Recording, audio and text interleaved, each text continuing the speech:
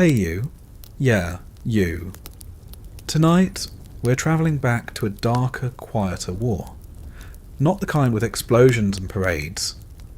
Not the one your grandfather brags about in stories half true and half whiskey. This one didn't make the textbooks. It whispered instead of roared. But it still destroyed millions of lives. This isn't about generals or tanks or Normandy beaches. This is about what happened behind enemy lines, in the shadows of barracks and bamboo huts. It's about the women who never volunteered, who were never trained, who had no uniforms, no medals, and no graves with their names. This is about the so-called comfort women. And you. You're about to become one. So go ahead, fluff your pillow, dim the lights, turn on a fan if you want that soothing hum. But don't expect comfort. Not tonight. Not here. Let's ease into it. You wake up in 1942. You're 15 years old. Maybe 14. You were hoping to finish school. Maybe help your family with rice planting. You like stories. You like singing when no one was listening. You laughed once. You remember that. It feels far away now. A man came to your village with promises. He wore a uniform and smiled like it meant something. He said you could work in a factory, or be a nurse, or do laundry for the soldiers. You weren't sure, but your parents were desperate. The war had taken most of the food. Your brothers were gone, and hope was already rationed. They handed you over. You never saw home again. The truck ride was long. Hot, no water, no explanation. Other girls, some younger than you, sat silently, pressed against the rusted walls of a vehicle that smelled like sweat and gasoline and fear. You passed checkpoints, barbed wire, jungle, towns you didn't recognise, towns that no longer exist. And then you arrived. It doesn't look like a brothel. Not at first. It's a comfort station, they say. That's what they're calling it now. As if pain could be softened with polite euphemisms. There's a sign in Japanese outside. A soldier opens the back of the truck and motions for you to get out. You hesitate. That's a mistake. He grabs your arm so hard, you hear something pop. He doesn't apologise. No one ever will. Inside, the building is made of cheap wood. Bamboo walls, no insulation, and rooms divided by curtains, if you're lucky. There are rows of thin mattresses on the floor, and by mattresses we mean sacks of straw that have seen more fluids than a medical ward. There's no lock on the door. There's no door. There is, however, a bucket in the corner. For what? You'll find out soon enough. You're told to undress. Not asked, told. It's not a request, it's a command. You stand naked while a military doctor inspects you, not gently. He checks your teeth, your eyes, your genitals. No gloves, no privacy, no humanity. He scribbles something on a clipboard like, "Your livestock at auction." You pass. Congratulations. You're now part of the Empire's military logistics system. You don't get a rifle. You don't get boots. You get assigned a number and a schedule. You'll be servicing soldiers starting tomorrow. Maybe tonight. There's no training, just rules. Rule 1, obey. Rule 2, smile. Rule 3, don't ask questions. Now let's talk about your room, if you can call it that. It's 8 feet long, 6 feet wide, 1 light bulb, 1 mattress, 1 bowl of rice a day, if you're compliant, and a curtain that doesn't quite close. There's a calendar tacked to the wall with names written in ink, some in red. That means they requested you specifically. You're not sure whether that's better or worse. At 6:12 p.m, the first one arrives. You weren't ready. You never will be. He doesn't speak your language, but he doesn't need to.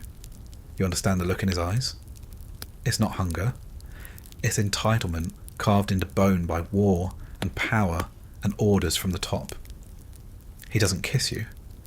He doesn't remove his boots. He doesn't say your name. He finishes. Leaves. No eye contact. Then comes the next. And the next. And the next. By morning, you've been used by 11 soldiers. Some were drunk. Some were angry. One cried after. None cared who you were. You don't cry. Not yet. That will come later. Crying is a luxury you can't afford when your ribs hurt and your thighs bleed and your soul has retreated into the far corner of your mind to hide. There's no breakfast. Just a cup of lukewarm water with floaters in it. You drink it anyway. A woman next to you, older, maybe 19, teaches you how to prepare, how to breathe shallow, how to stop the bleeding with bits of cloth torn from the wall. She's missing 3 fingers. No one asks why. They give you powder. They say it's to prevent disease. It burns when it touches your skin. You keep using it because the alternative is worse. Every few days, a new batch of soldiers arrives. Some are gentle, most are not. One likes to strangle you until you black out, then laugh when you come back. One refuses to let you speak. Not that you have anything left to say. You learn quickly. Never scream. Never resist. Never make eye contact with the ones who enjoy it too much. Some girls disappear. Just gone. You hear rumours. They tried to escape, or got sick, or were no longer useful. You don't ask questions. Your name fades. They call you number 3 now. Or girl. Or worse. The name your mother gave you is a ghost you're too tired to summon. The walls are paper thin. You hear everything. Screams, orders, moaning, crying. A single gunshot at 3 a.m, followed by silence that lasts until morning. You count days by your period, or lack of one. Pregnancy is common. So are abortions, not in clinics, not by doctors. In the back room with a bottle of gin, a rag, and an officer who once studied biology in college. Maybe. You scream for hours. They tell you to keep quiet. There are soldiers trying to sleep. The guards smoke constantly. They blow it in your face like it's perfume. One offers you a cigarette. You take it. It's the closest thing you've had to kindness in weeks. Sometimes they move you. From Burma to Manchuria. From a jungle hut to a basement in Shanghai. Always new faces, new hands, same job. You hear whispers.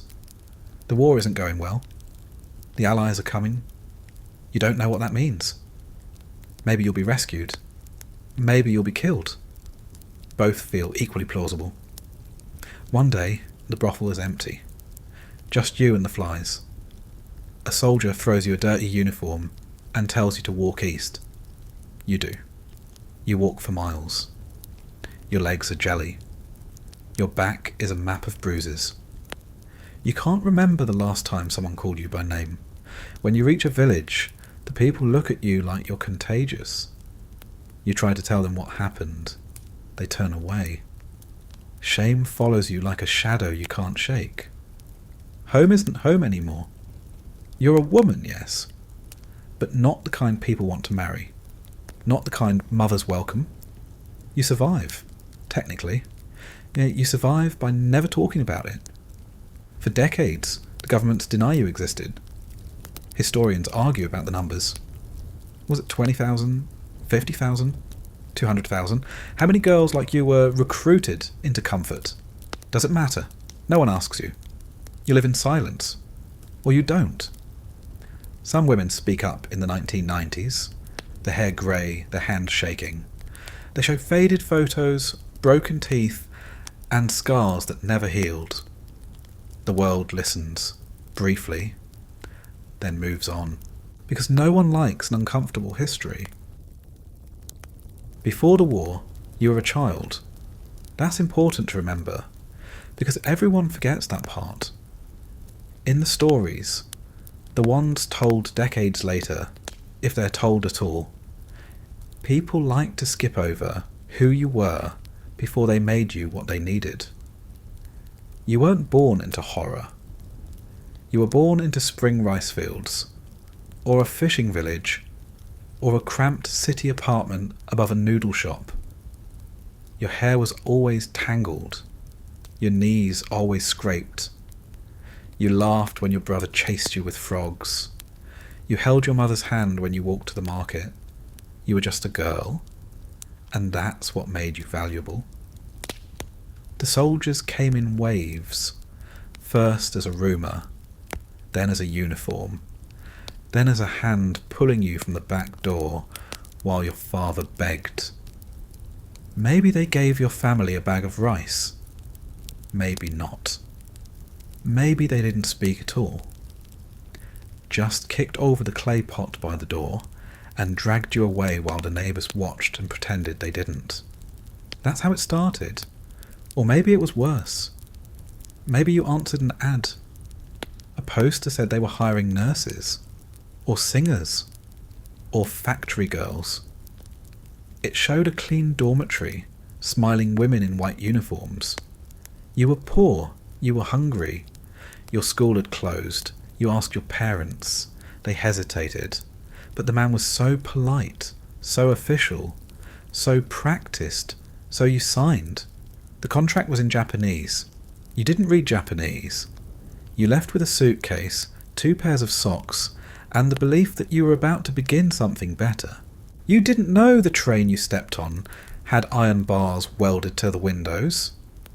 You didn't know you'd never see your family again. You didn't know you were now property. They called it recruitment. That word does a lot of work. They called it service. That word hides an entire war crime. They called you comfort women. That phrase is the cruelest euphemism ever invented. A soft blanket tossed over a cage made of bones and blood and bureaucracy. The real story is colder. Between 1932 and 1945, the Imperial Japanese Army orchestrated one of the most methodical programs of sexual slavery in modern history. They did it on purpose. They did it in every country they occupied: Korea, China, the Philippines, Indonesia, Burma, Thailand. The list goes on. And they were efficient. They used military doctors to inspect and register you. They used forms to track how many men you received each day. They created handbooks. Yes, actual handbooks. To teach soldiers how to behave inside comfort stations, how to pay, how not to damage the product. That product was you. The recruitment methods varied. Some were forcibly taken at gunpoint. Some were abducted during village sweeps. Some were deceived by civilian brokers paid by the military. Some were sold by desperate families who had no idea what labour support meant in Japanese colonial euphemism. You didn't volunteer, that much is certain. No one chooses this. You weren't old enough to consent to a haircut, let alone repeated systematic rape by strangers in uniform. But the men who processed you didn't ask for consent. They asked for compliance. And when you didn't comply, or couldn't, they beat you until your face didn't look like yours anymore. They made examples out of girls who screamed, so you learned to whisper. There was no paperwork for that part, no government record of the fist that cracked your cheekbone, no footnote about the time you tried to swallow a nail just to make it stop. No apology when the war ended. They burned those records, just like they burned the brothels, and the villages, and the bodies. But you remember. Your dreams remember. And decades later, when you're old, people will ask, why didn't you say anything sooner? You will not answer, because you did, and no one listened. You weren't alone. Tens of thousands of girls, maybe hundreds of thousands, disappeared into the machinery of empire, fed into a system designed to erase their humanity one assault at a time. And It worked, for a while. Even the other women, the ones left behind in your village, learned not to speak your name. They burned your letters, told your siblings you ran away, died of typhoid, married someone rich. Anything but the truth. Because the truth was shameful. Not for you, but for them. Shame has gravity. It pulls everyone down with it. And when shame mixes with silence, it hardens. Turns to stone. A monument to injustice, built in whispers. So you became a secret, a forgotten girl, a redacted memory in a forgotten war. But not tonight. Tonight you're remembered, and as you lie there, safe in your room, with your soft blankets and your scented candles and your Wi-Fi signal, strong enough to stream 5 episodes of whatever, think about this. That girl you were, she never got to grow up. She never got her own room. She never got to say no. All she got was a number, a place on a schedule, and a body that wouldn't stop bleeding.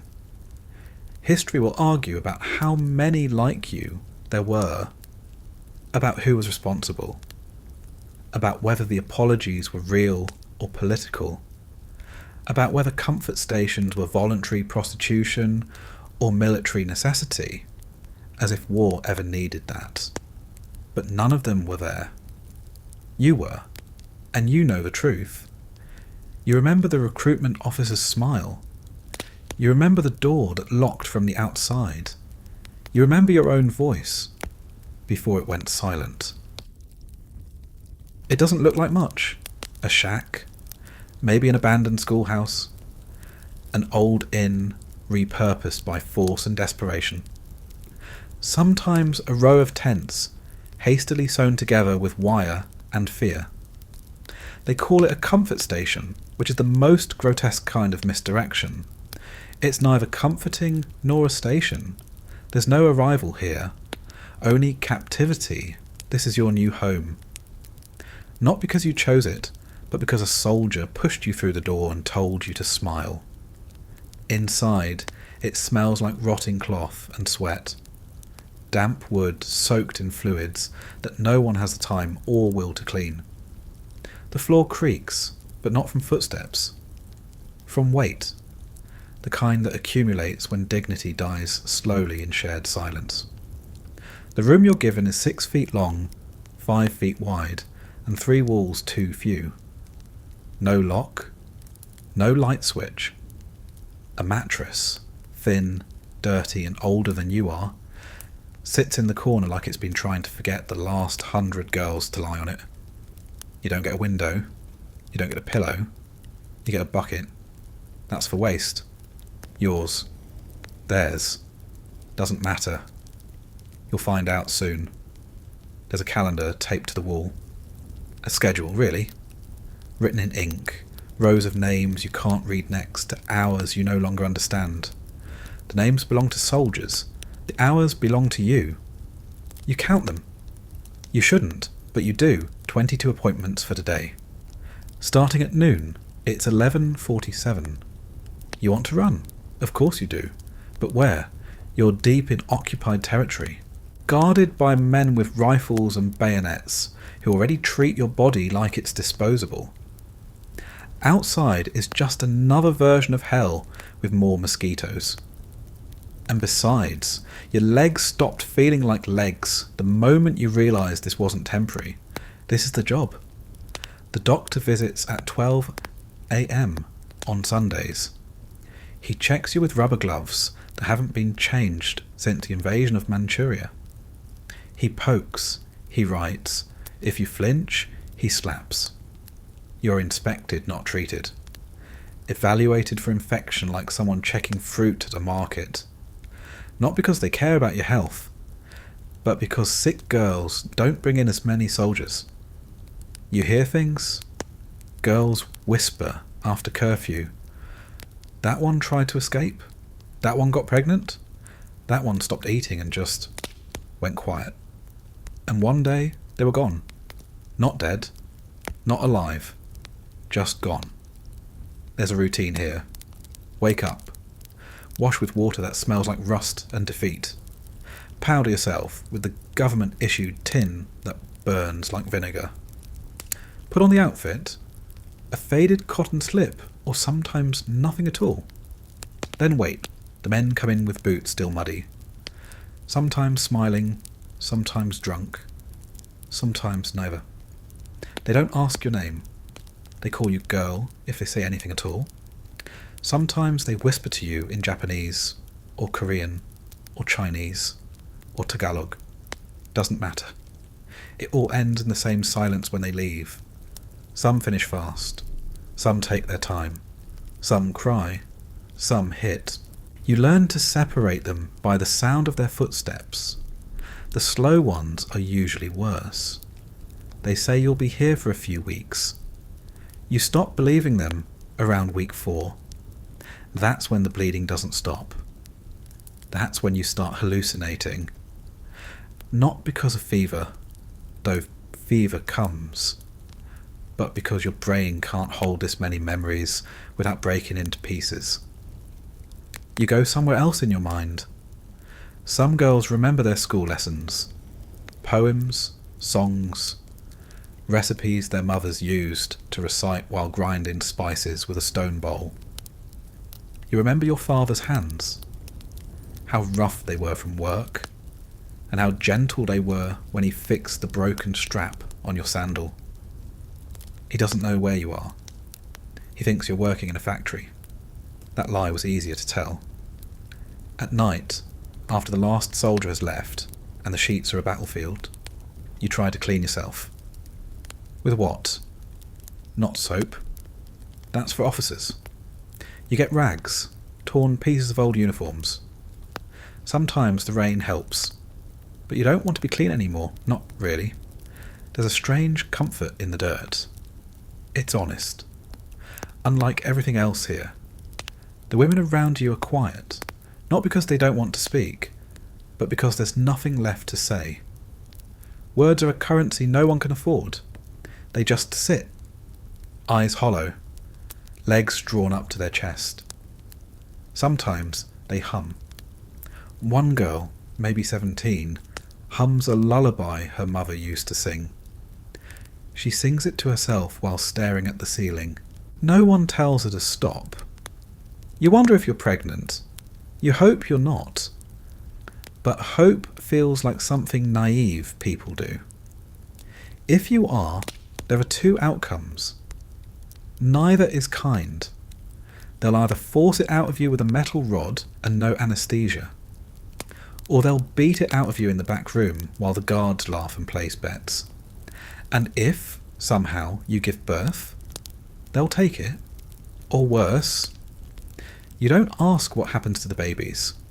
You already know. The brothel manager, usually a civilian contractor, occasionally military, keeps track of your earnings. Not that you see any of it. They say it's for your food, your housing, your medical care. You learn that the worth of a human body can be calculated on paper. Itemised, managed, like a livestock ledger. You become efficient. That's the only way to survive.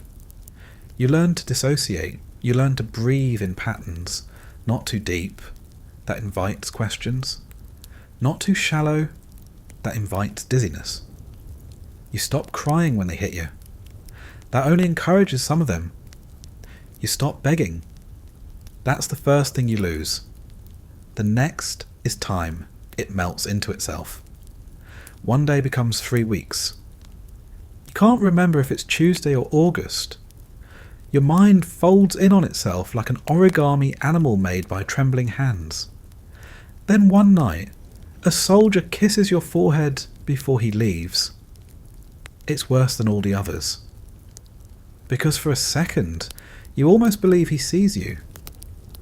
Then the door shuts, and it's back to the bucket, the rags, the ceiling with that one water stain shaped like a broken bird. You're 17 now, or still 15, or 30, inside a body that no longer remembers the feeling of safety. The war drags on. The sounds of gunfire grow closer. Sometimes you hear Allied planes overhead. Bombs drop in the distance. You stop flinching. A part of you hopes one will hit this building directly. Quick, no time to scream. Instead, the soldiers pack up. One morning they come in, not for sex, but with orders. Burn the records, kill the sick girls, move the rest. You're loaded onto a truck again. Or a boat, or a train. Where does it go? It doesn't matter. Wherever it ends, your job remains the same. The room is different. The language of the guards changes. But the script stays the same. You wake, you wash, you work, you disappear, and no one comes looking. Because your name was never recorded. Your story was never filed. Your humanity was never logged. All you have is your breath. And even that feels borrowed. The walls of this brothel don't echo with cries anymore. They absorb them. So here you are, still alive technically, still functional officially, still owned fundamentally. Home, you had one. Then they took it and built this and called it necessary. Privacy. That's the first thing to vanish. Not food, not freedom, not your name, though those all follow soon after. But privacy dies first. A quiet, humiliating death. The kind you don't notice until you reach for it and realise it's been gone for days. In the comfort station, there are no walls. Well, there are walls, technically, but they're thin, made of paper or cheap wood so brittle it cracks under humidity. You can hear everything. Coughs, shuffling feet, the way the old ceiling fan jerks when it rotates, the sound of someone trying not to cry. And behind that, screams. You don't even flinch anymore. Your cot, if you're lucky enough to have one, is pressed against someone else's. You can feel their breathing while you sleep, or try to. No one really sleeps, not for long. Not when the rules are enforced by boots and fists. Let's go over the rules. Not the ones posted on the wall, because those don't exist. There's no official handbook for how to survive this. Just whispered advice from girls who have lasted longer than expected. Rule 1. Don't talk back. That sounds obvious. But it's harder than you'd think when your ribs are sore from the night before, and a new soldier with garlic breath asks you to smile. Rule 2. Smile. Always smile. Even when your mouth bleeds. Even when your teeth loosen from repeated slaps. Smile because it makes them feel like this is normal, like this is fine, like you want it. They like that. They don't want resistance. They want performance. Rule 3. Never get attached. Not to the girl sleeping beside you. Not to the one who gives you her leftover rice. Not to the soldier who visits every week and treats you like a person. Attachment is dangerous. It makes you slow. It makes you trust. And trust gets punished. Rule 4. Clean yourself, no matter what. There's a bucket of water in the corner. Filthy, stagnant. Shared by 12 other girls. You'll wash anyway. The guards inspect you for hygiene, not because they care about your health, but because diseased girls get sent away. No one returns from where they go. Rule 5. Take the powder. It burns. It stings. But the venereal diseases are worse. You've seen what happens when the sores start showing. When the smell becomes too strong to hide. You've seen those girls pulled by the hair and dragged out of the room. Their screams muffled by cloth. No one mentions them again. Rule 6. Don't bleed on the mattress. That one gets you hit hard, and the mattress is already soaked in enough history to fill a textbook no one will ever write. You try to fold the rags tighter, hide the stains, breathe through the pain, Rule 7. Don't count the men. Not out loud. Not even in your head. Because once you start counting, you're only 3 soldiers away from breaking. Better to forget. Let the hours blur. Let the faces dissolve. You try. But some faces stay. The officer with the gold tooth who laughed the whole time. The teenager who apologised after, and then came back the next day. The one who smelled like your uncle. That one was the worst. There are other rules too. Unspoken ones. Like, don't ask for extra rice. Don't vomit where they can see you. Don't cry when they're dressing. It makes them uncomfortable. And above all, don't hope. Hope is not permitted here. Hope is a mutiny of the mind. Because when you hope, even a little, it hurts more when nothing changes. So you follow the rules. You learn to lie without words, to keep your voice flat, to make your eyes look just alive enough to avoid suspicion, but not so alive that you become a challenge. You become exactly what they want. Quiet, compliant, invisible. Your old self. The one who used to joke with friends, who dreamed of becoming a teacher, who liked to sketch flowers in the dirt with a stick. That girl is gone. She doesn't belong here. She followed the wrong man, or signed the wrong paper, or was born in the wrong place at the wrong time. Now you exist within a system built on obedience, terror, and exhaustion. Even when you're not working, you're working. Cleaning the room, fixing torn rags, helping girls who can't walk stand long enough to be inspected, swapping stories about things that happened before the war, like they're fairy tales. You don't have time to think about freedom. Freedom is not a word that exists in this place. The guards enforce silence. But it's not just them. The walls enforce it too. The paper-thin walls that let sound in but keep screams from mattering. The iron bars on the outside windows. The padlocks. The way the air smells after curfew. Like wet canvas and despair. Every now and then you hear the sounds of a city outside. Laughter. Music. Somewhere nearby, someone is living normally. Someone is lighting a cigarette on a balcony. Someone is going to bed in a silk robe. You are not that someone. You are the reason the city feels safe. You are the unspoken part of the war effort. The off-the-books morale booster. The logistical necessity. That's what the military calls you. In the reports you'll never see. A comfort unit. A support station. As if your body is a typewriter, a rifle, a sack of rice. The soldiers are told you're doing this willingly, that you signed a contract, that you're paid. But no one ever mentions the room with no walls. No one ever questions why the girls are always replaced after a few months, or why they all flinch when a boot scrapes the ground too fast. No one asks. Because if they ask, they'll see it, and no one wants to see it. You tell yourself you just need to survive one more week, one more rotation, one more dozen men. You tell yourself that if you follow all the rules, the official ones and the secret ones, maybe you'll make it. Maybe you'll get reassigned to a kitchen, or a laundry unit. Maybe the war will end tomorrow. You start telling stories to yourself about who you'll be after this. You'll get out. Go far away. Start over.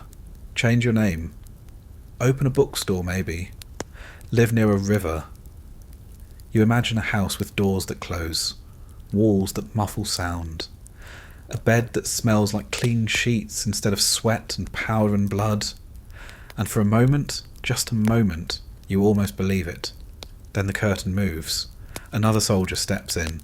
You smile. Because that's the rule. There's a rhythm now. Not a good one.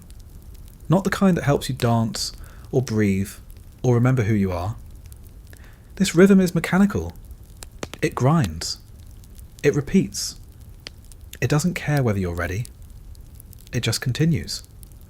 You wake before dawn. Not because you want to, because someone kicks the wall beside your cot.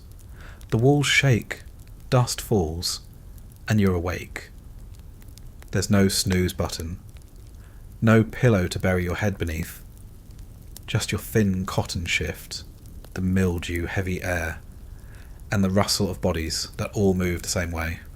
Slowly, stiffly, like people already halfway to rigor mortis. You sit up. Everything aches. Your hips, your jaw, your thighs, your spine, which used to carry your posture, now barely holds you up. You stretch a little, not because it helps, but because it's a muscle memory from a life you used to live. A little piece of normalcy in a place built to destroy it.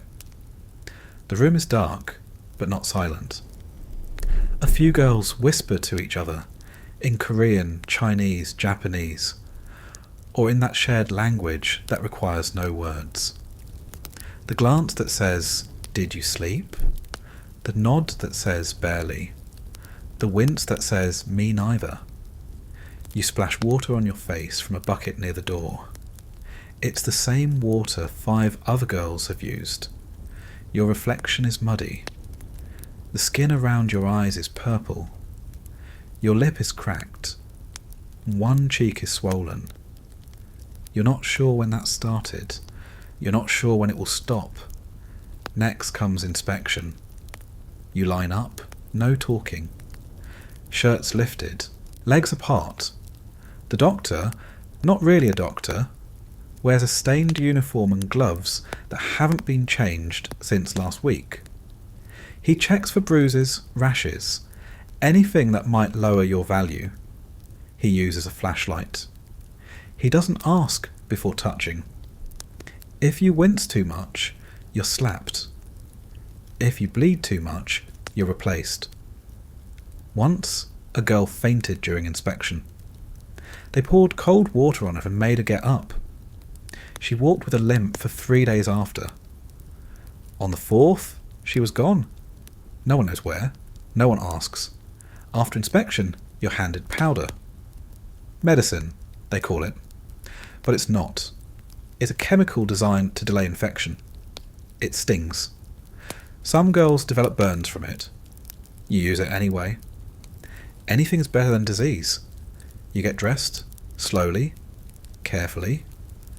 Your shift is the same one you wore yesterday, and the day before, and the week before that. It smells like sweat and bleach and old fear. The fabric is thinning. One strap is torn. There's no one to mend it. You're number 7 today. The schedule rotates. Not because they want to spare you, but because it prevents soldiers from getting bored. Too much repetition leads to complaints. Complaints lead to beatings. So you change rooms sometimes. You see new faces. You pretend they're all the same. Your first appointment arrives at Auxiliors. He doesn't knock. He just walks in. That's how it always starts. Some men are fast, mechanical, they don't speak. They finish, they leave. You prefer those. Others want conversation. They want you to laugh, to moan, to play a role. They want performance. And you give it, because the alternative is bruises. Or worse, some smell like cigarettes and sweat. Others smell like expensive cologne. A few smell like blood. Most don't look at you. They look through you. Like you're a tool. An object. Something built for a single function. Like a gun, or a shovel, or a lighter. You don't need a name. Just a purpose. You clean yourself between visits. Not well, there's barely time. A cloth, a rinse, another powder, another forced smile.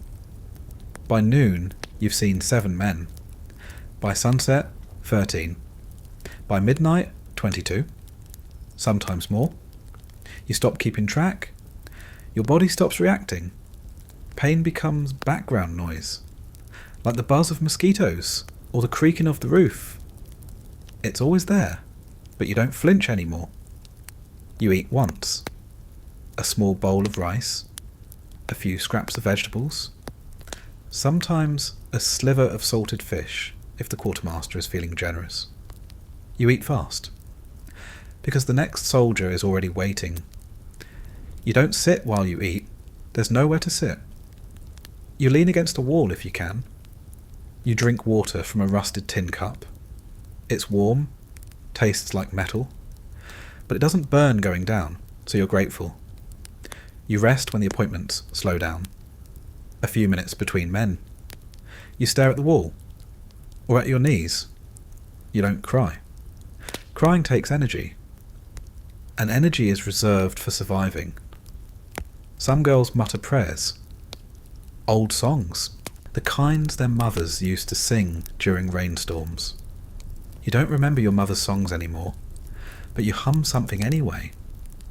At night, when the last one leaves, you lie down. Not to sleep, but because your legs won't hold you anymore. Your hands shake, your chest burns, you close your eyes.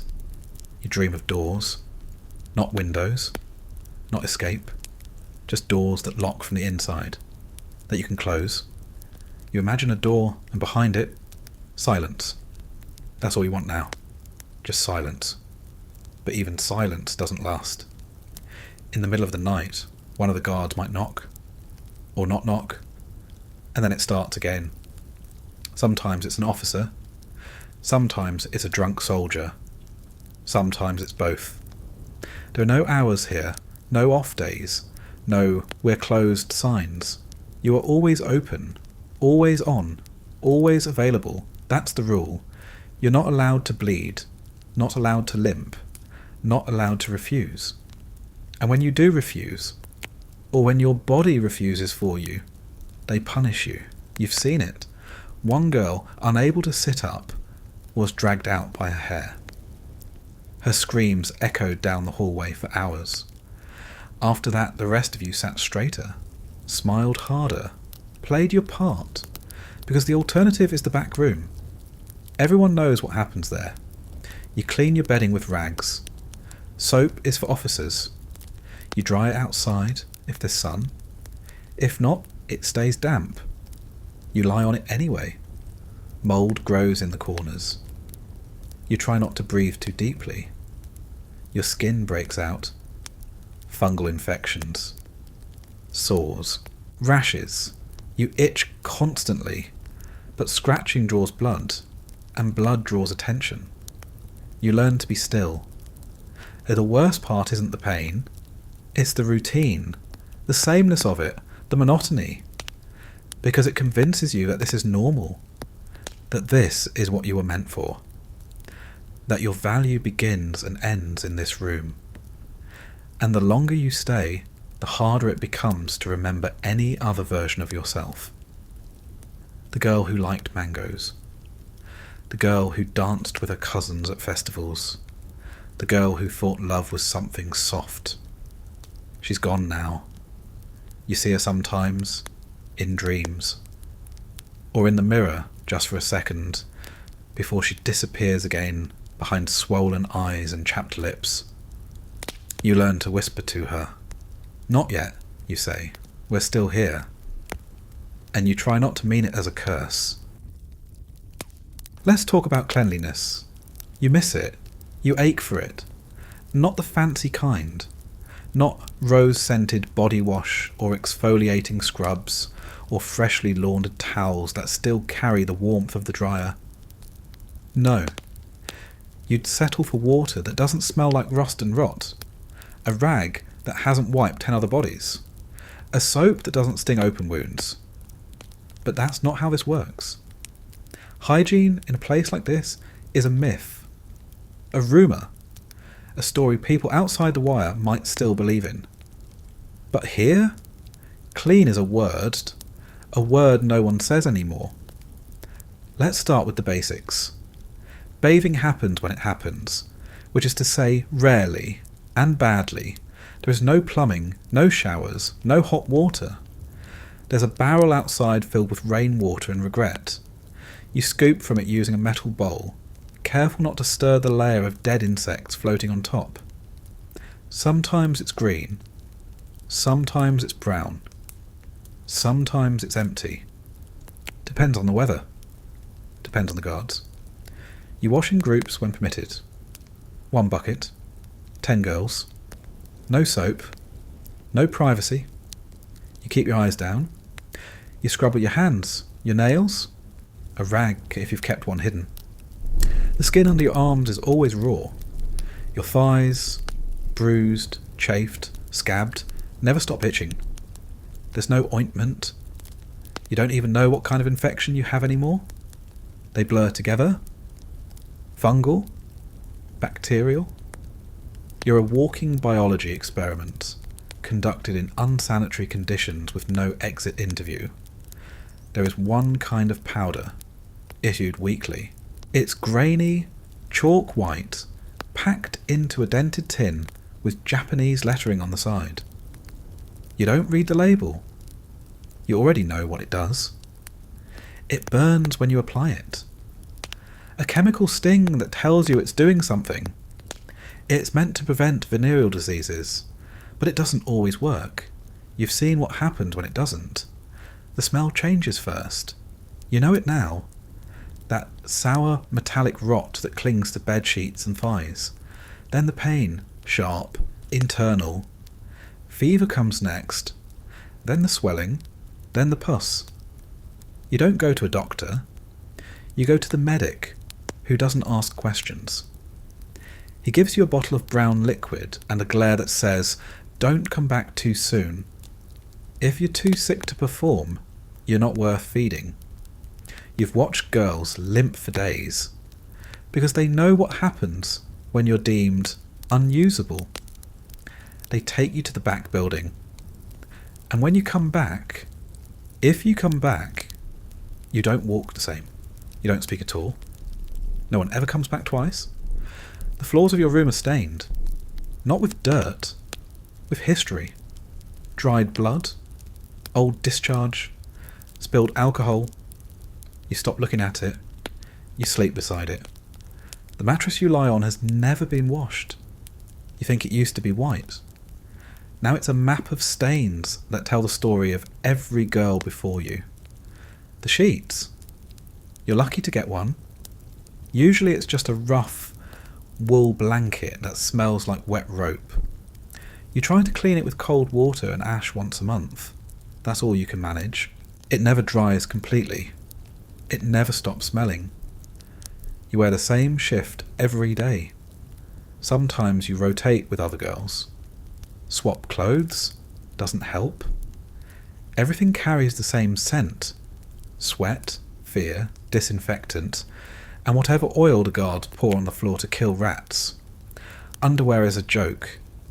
If you have any, it's torn, blood-stained, discarded after 3 days of use because it can't hold itself together anymore.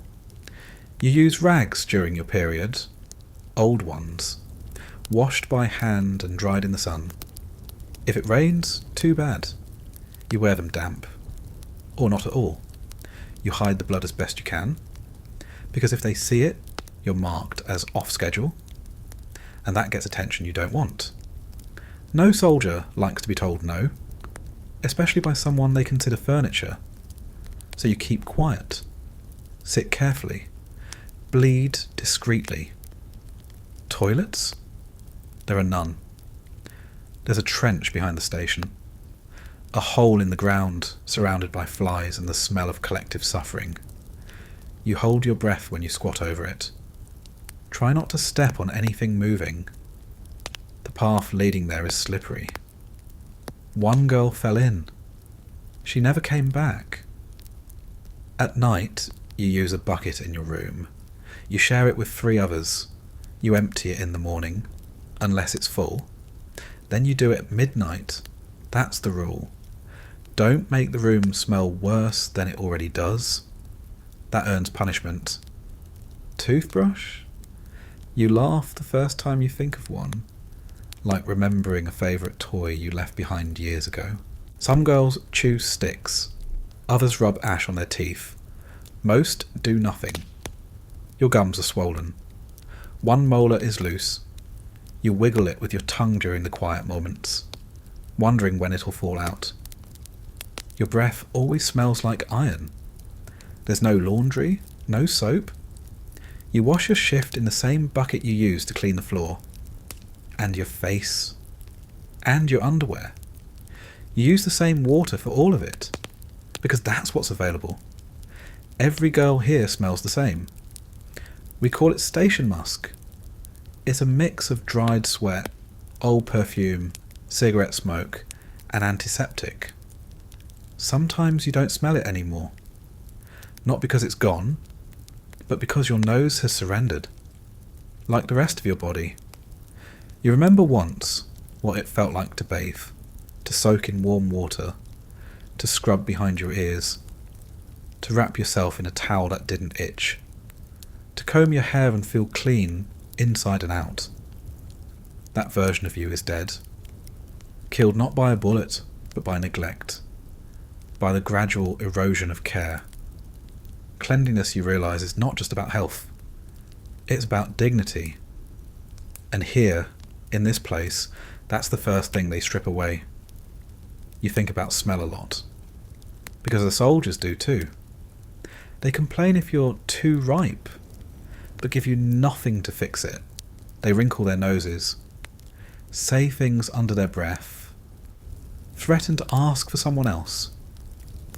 And when that happens, when they request a replacement, you don't feel relief. You feel fear, because once you're not usable, you're not needed. And once you're not needed, you're not protected, if that word even means anything here. So you do your best, you scrub, you pour water, you burn your skin with powder, you sew the holes in your shift, you tie your hair back, you wipe the blood from your thighs, you pretend you're still human, because sometimes that's all you can do, pretend. You'd think there would be some consistency. You picture a uniform, regulation dress maybe, something plain but clean, maybe standard issue, something designed, even half-heartedly, to preserve modesty, maybe even dignity. No. What you wear in a comfort station is not a uniform, it is a costume, and the character you're meant to play isn't a soldier, it isn't even a civilian, it's something in between a mannequin and a target, something soft, silent, and always available. There are two types of outfits. One, the faded cotton slip, barely knee length, often see-through under sweat and moonlight. It rides up during movement. It clings in the heat. It does not button, zip, or fasten securely. You pin it shut with bits of wire, rusted safety pins, or your own fingers when you hear footsteps. 2. Nothing. For some girls, especially in the hotter zones, the jungle camps in Burma, the station near the front lines in New Guinea, they don't even bother with clothes. You lie naked on the mat and wait. Clothing becomes optional, depending on location, officer mood, or arbitrary decree. Some guards say it saves time.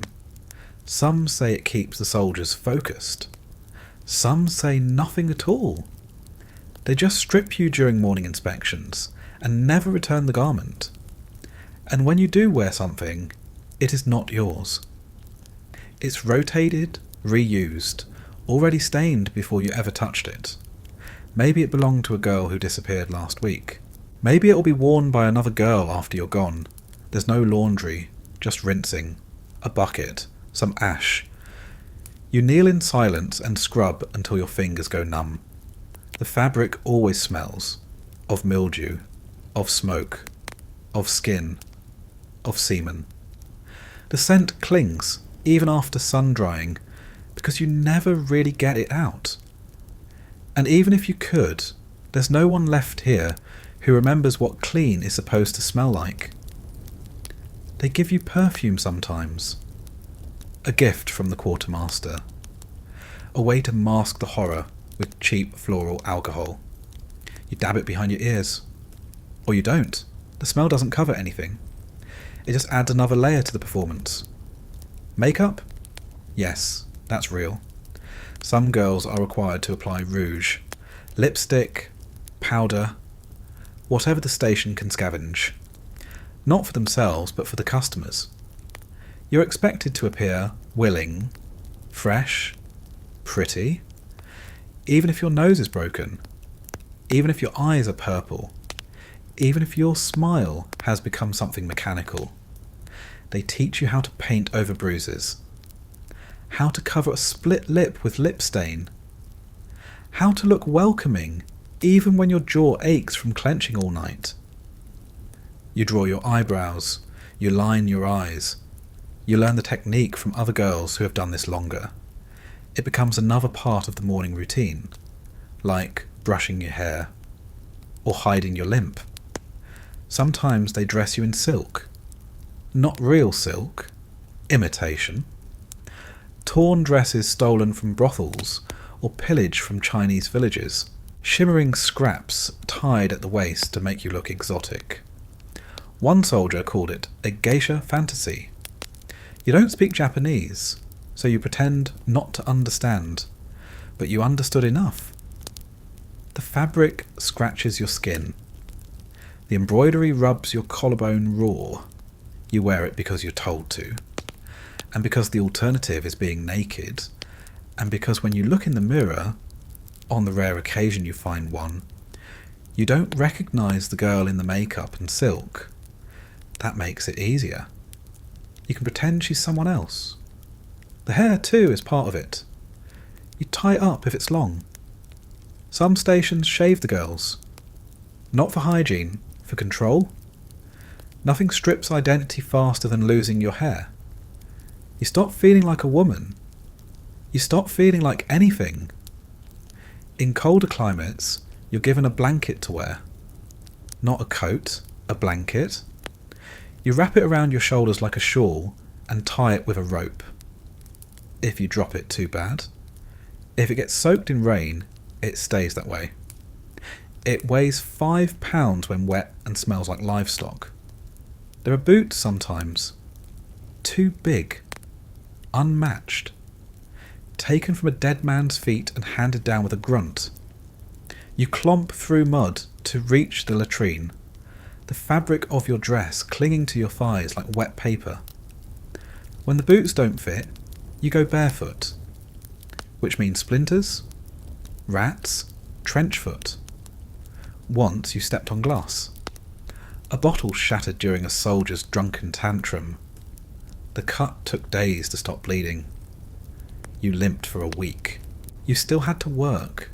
You always have to work. You asked for a bandage. They gave you newspaper. You asked for a new shift. They laughed. Your body is covered in scratches and blotches. Bite marks, bruises, rope burn.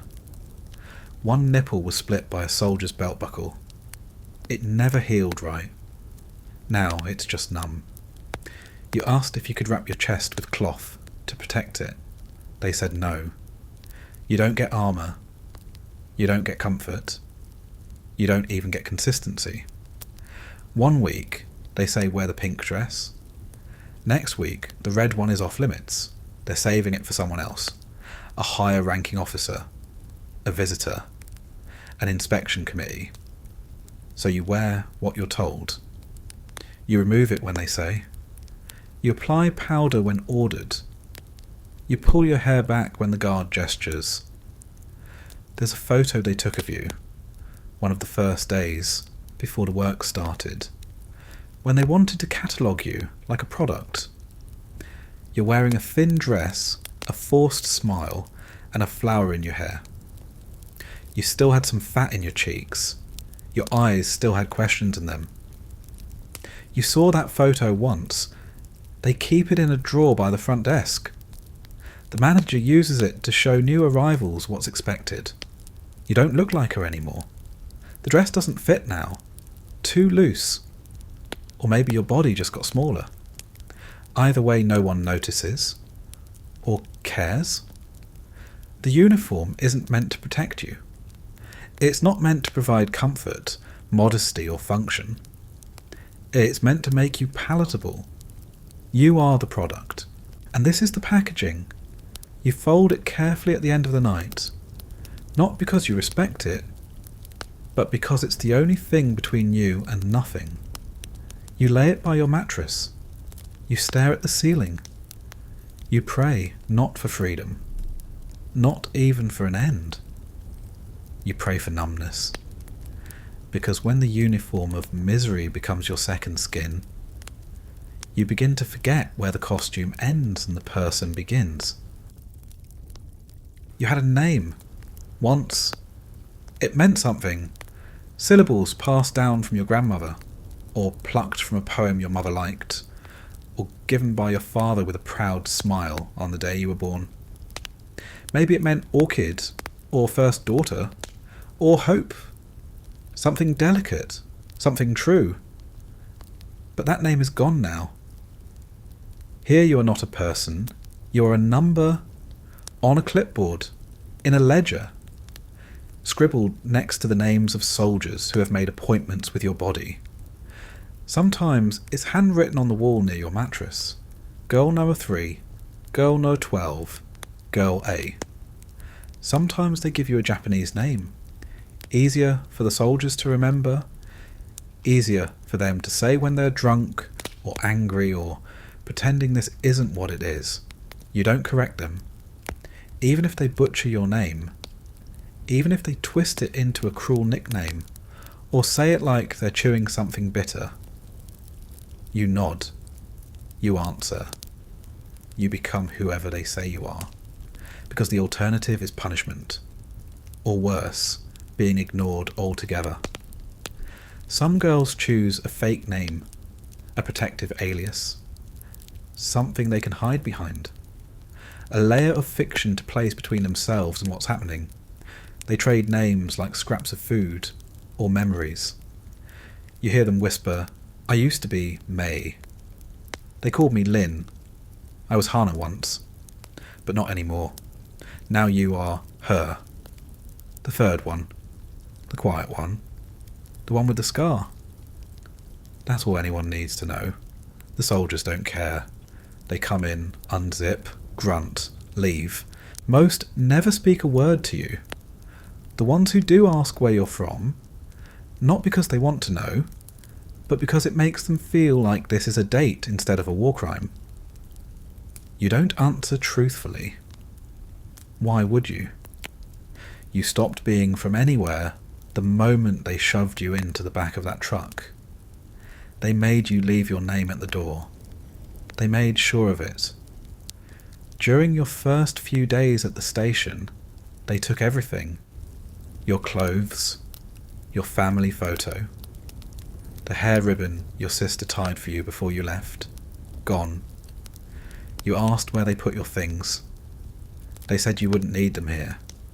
They were right. What use is a name in a place where no one sees you? The manager keeps a ledger. Inside, dates, names, fees, numbers. Your entry is short. No birth date, no background. Just your assigned ID, your medical status, and how many men you were scheduled for today.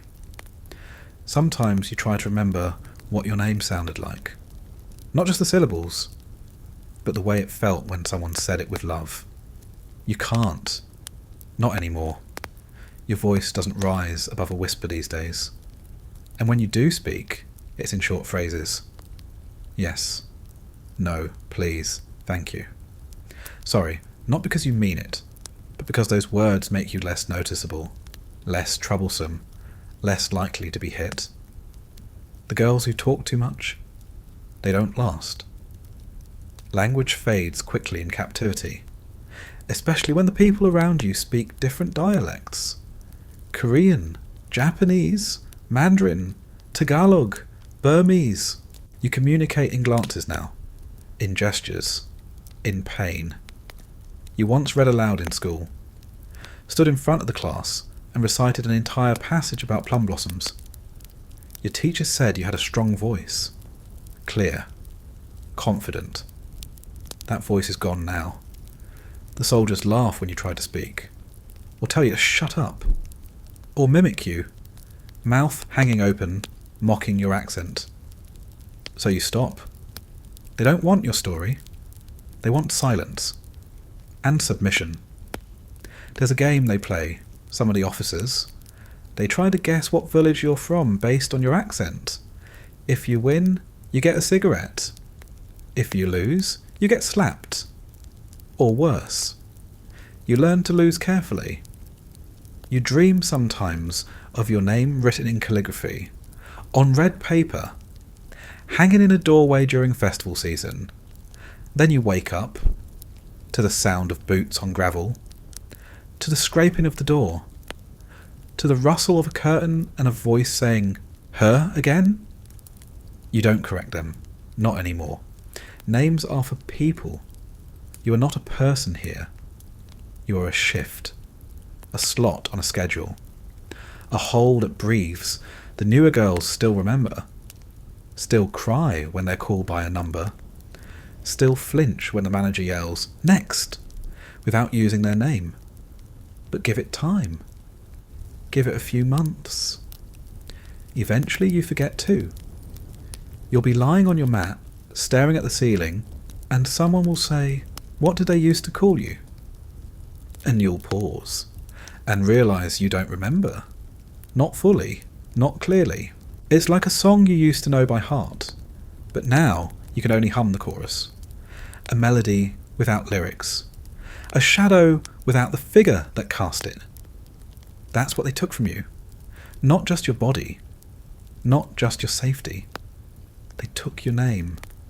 And with it, everything that name carried. You're still breathing.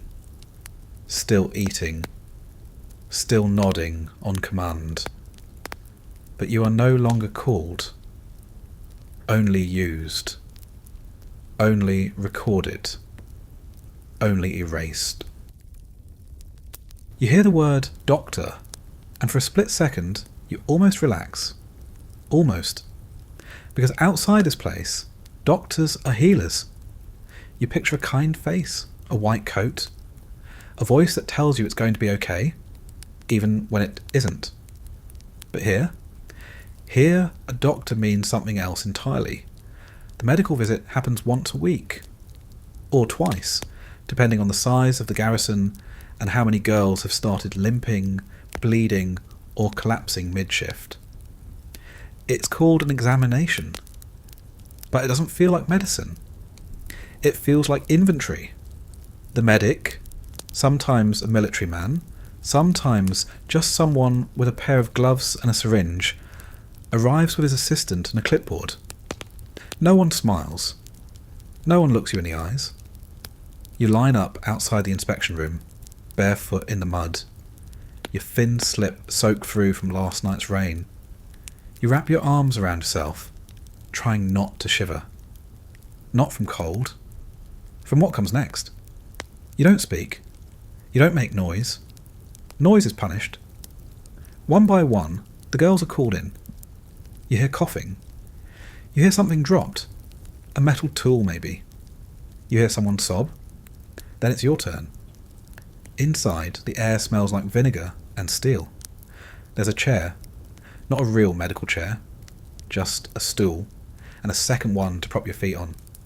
No privacy. No curtain. Just walls smeared with old bandages and silence. You're told to sit. Spread your legs. You do. Because what choice do you have? The doctor doesn't speak your language, but he doesn't need to. His instructions are universal. Nods, gestures, the tug of your arm. He wears rubber gloves. Not fresh ones. They've already been used on the girl before you. They're damp with sweat. He uses a flashlight to examine you. Not gently. There's no, "this might sting." No, just a little pressure. There's just cold metal, sharp prodding, and ink on a clipboard. You hear him mutter something to the assistant. The assistant writes it down. You're not told what it means. You never are. He checks your arms, your thighs, your mouth. He presses your stomach, taps your chest. He checks for sores, for pus, for swelling, for anything that might indicate you're no longer suitable for service, because that's what this is. Suitability.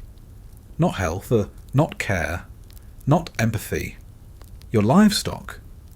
And this is a quality control inspection. If you find something minor, a rash, a cut, a bit of inflammation, you're given powder. Not painkillers, not antibiotics, just more powder. If you find something major, you're sent to the back room. That's where the knife comes in. Abortions are not rare here. They're routine. Not because girls want them. No one here gets to want anything, but because pregnancy is bad for business. Pregnant girls can't work. And if you can't work, you're just a burden, an inconvenience. You're told to lie on the floor. A mat is rolled out. The procedure takes place with a metal hook, a rubber tube, and no anaesthesia. If you scream, they cover your mouth. If you pass out, they keep going. If you bleed too much, they inject something to make your heart race. Sometimes it works, sometimes it doesn't. There's no sterile environment, no disinfectant, no clean towels. You wake up hours later with a rag between your legs and the taste of blood in your throat. You're given rice porridge, a sip of water, and the next day you're back on the schedule. Some girls go through it more than once, 3, 4, 5 times.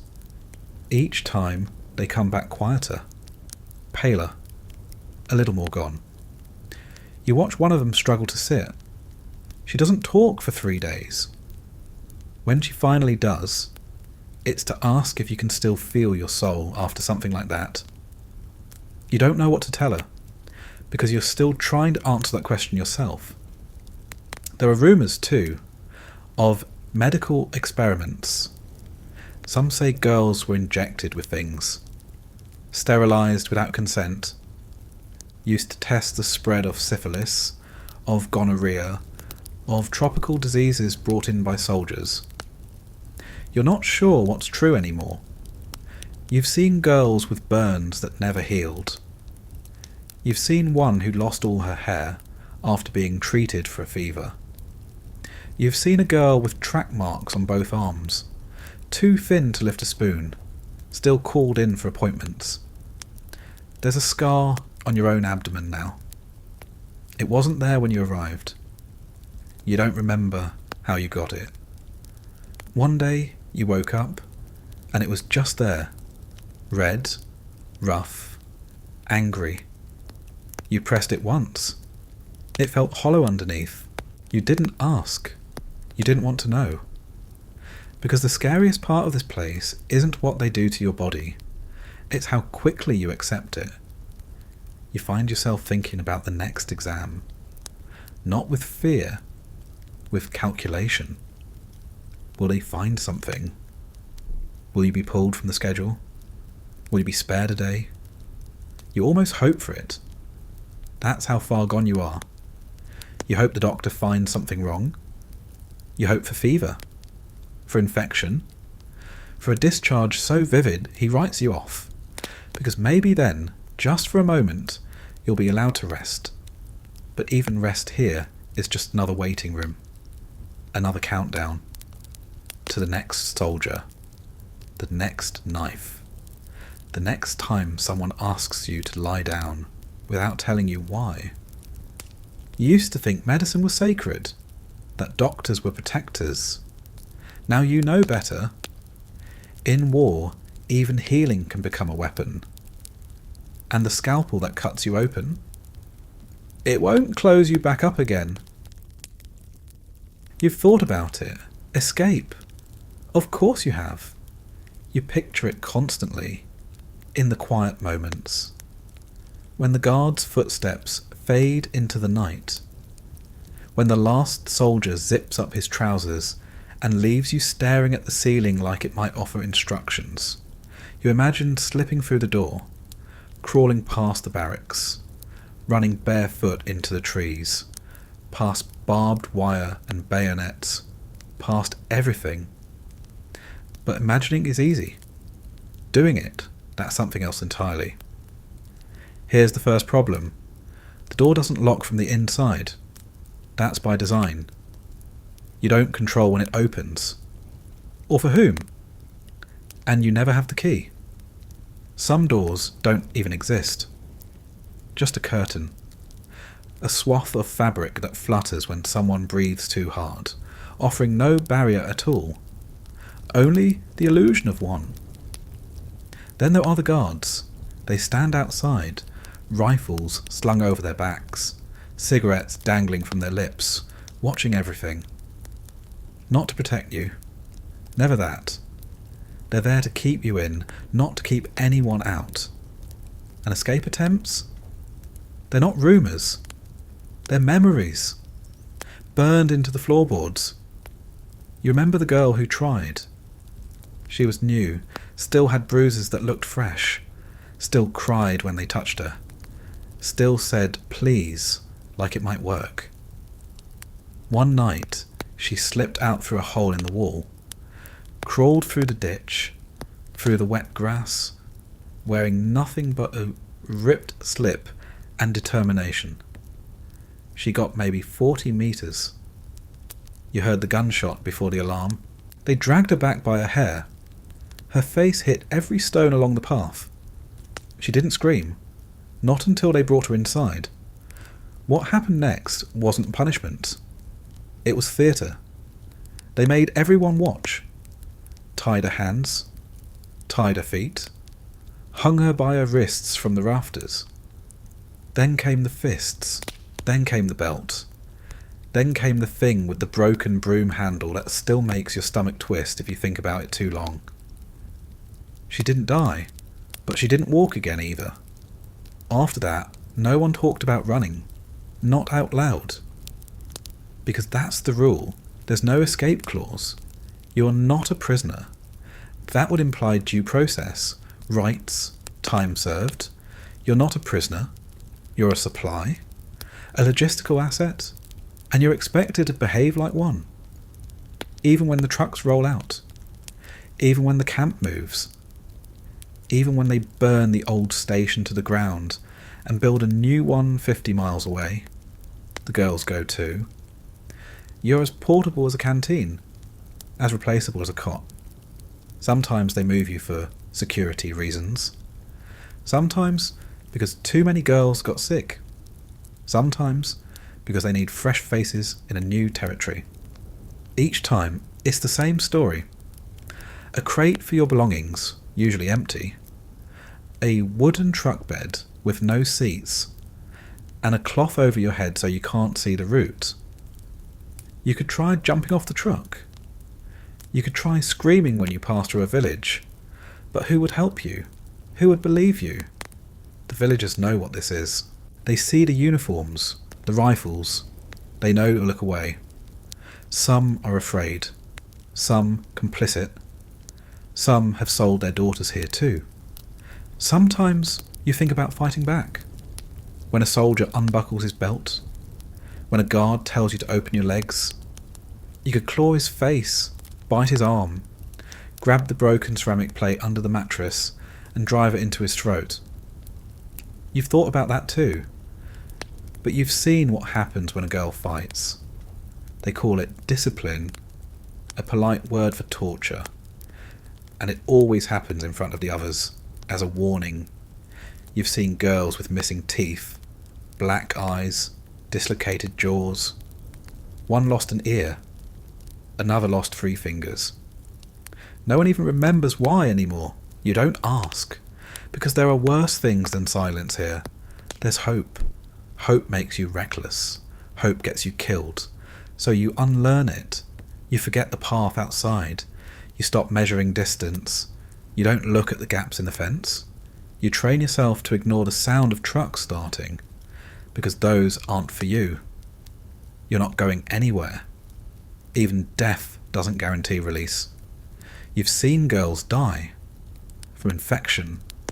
From beatings. From malnutrition. From broken ribs that punctured lungs.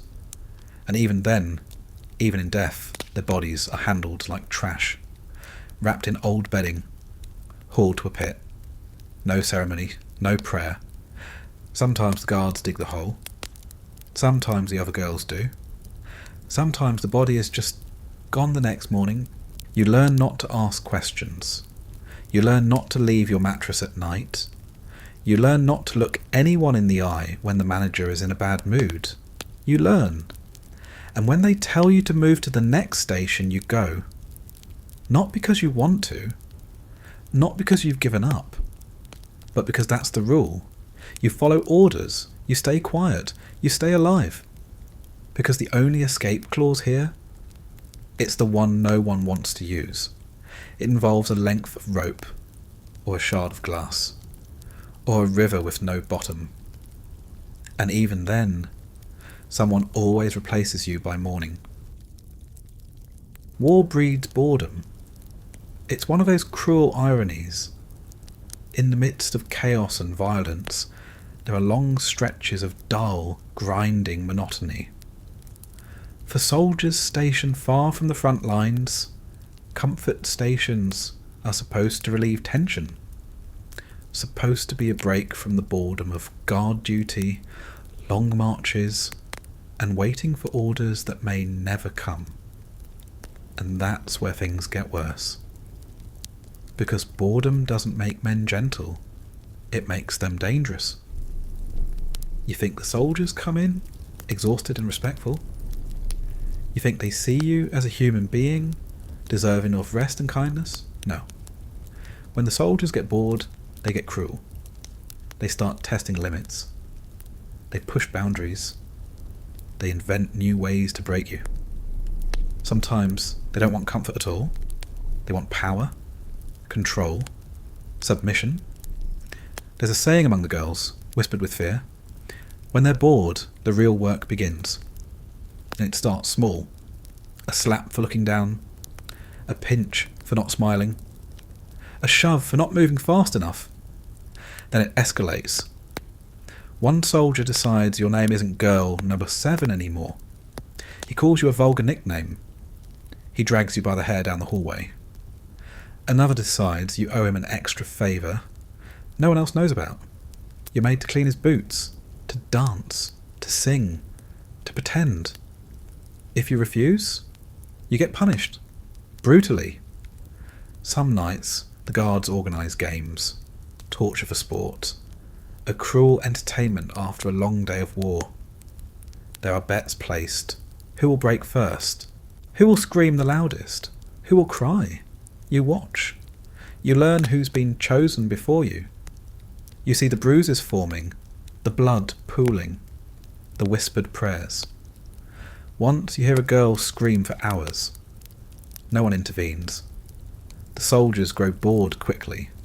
They get inventive. A belt across the back. Choking until you black out. Burning with cigarettes. One officer liked to carve patterns into skin with his knife. A souvenir to remind you who owned you. The worst part is the unpredictability. One day is quiet, the next is chaos. You never know which will be which. You're always waiting. Waiting for the moment when boredom turns to cruelty. And it always does. Even those who are kind have limits, because kindness is a luxury the war doesn't allow. You see soldiers who cry after. Some are drunk, some are angry, some are both. But none of them asks for forgiveness. None of them asks if you're okay. You're a fixture, an object, a vessel. And when boredom strikes, the object becomes a target. You stop hoping for mercy. You stop believing it exists. You start planning your silence. How to survive without breaking. How to hide your bruises. How to fake a smile that fools even yourself. Because in this world, the bravest thing you can do is keep breathing. Even when every breath hurts. Even when the next moment might be your last moment of peace before the storm. You learn that boredom is not a break from pain. It is pain itself.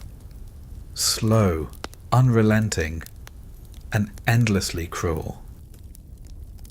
Pregnancy in a comfort station is not a blessing. It's a sentence. One no girl wants to hear. Because here, a child isn't a miracle. It's a liability. You don't get to keep the baby.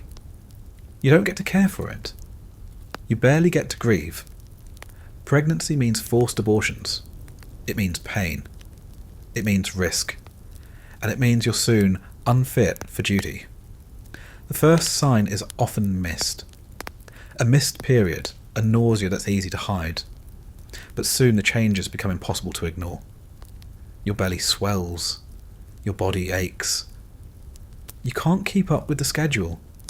The soldiers don't care. If you're lucky, the doctor tells you what's happening. If you're not, you discover it on your own.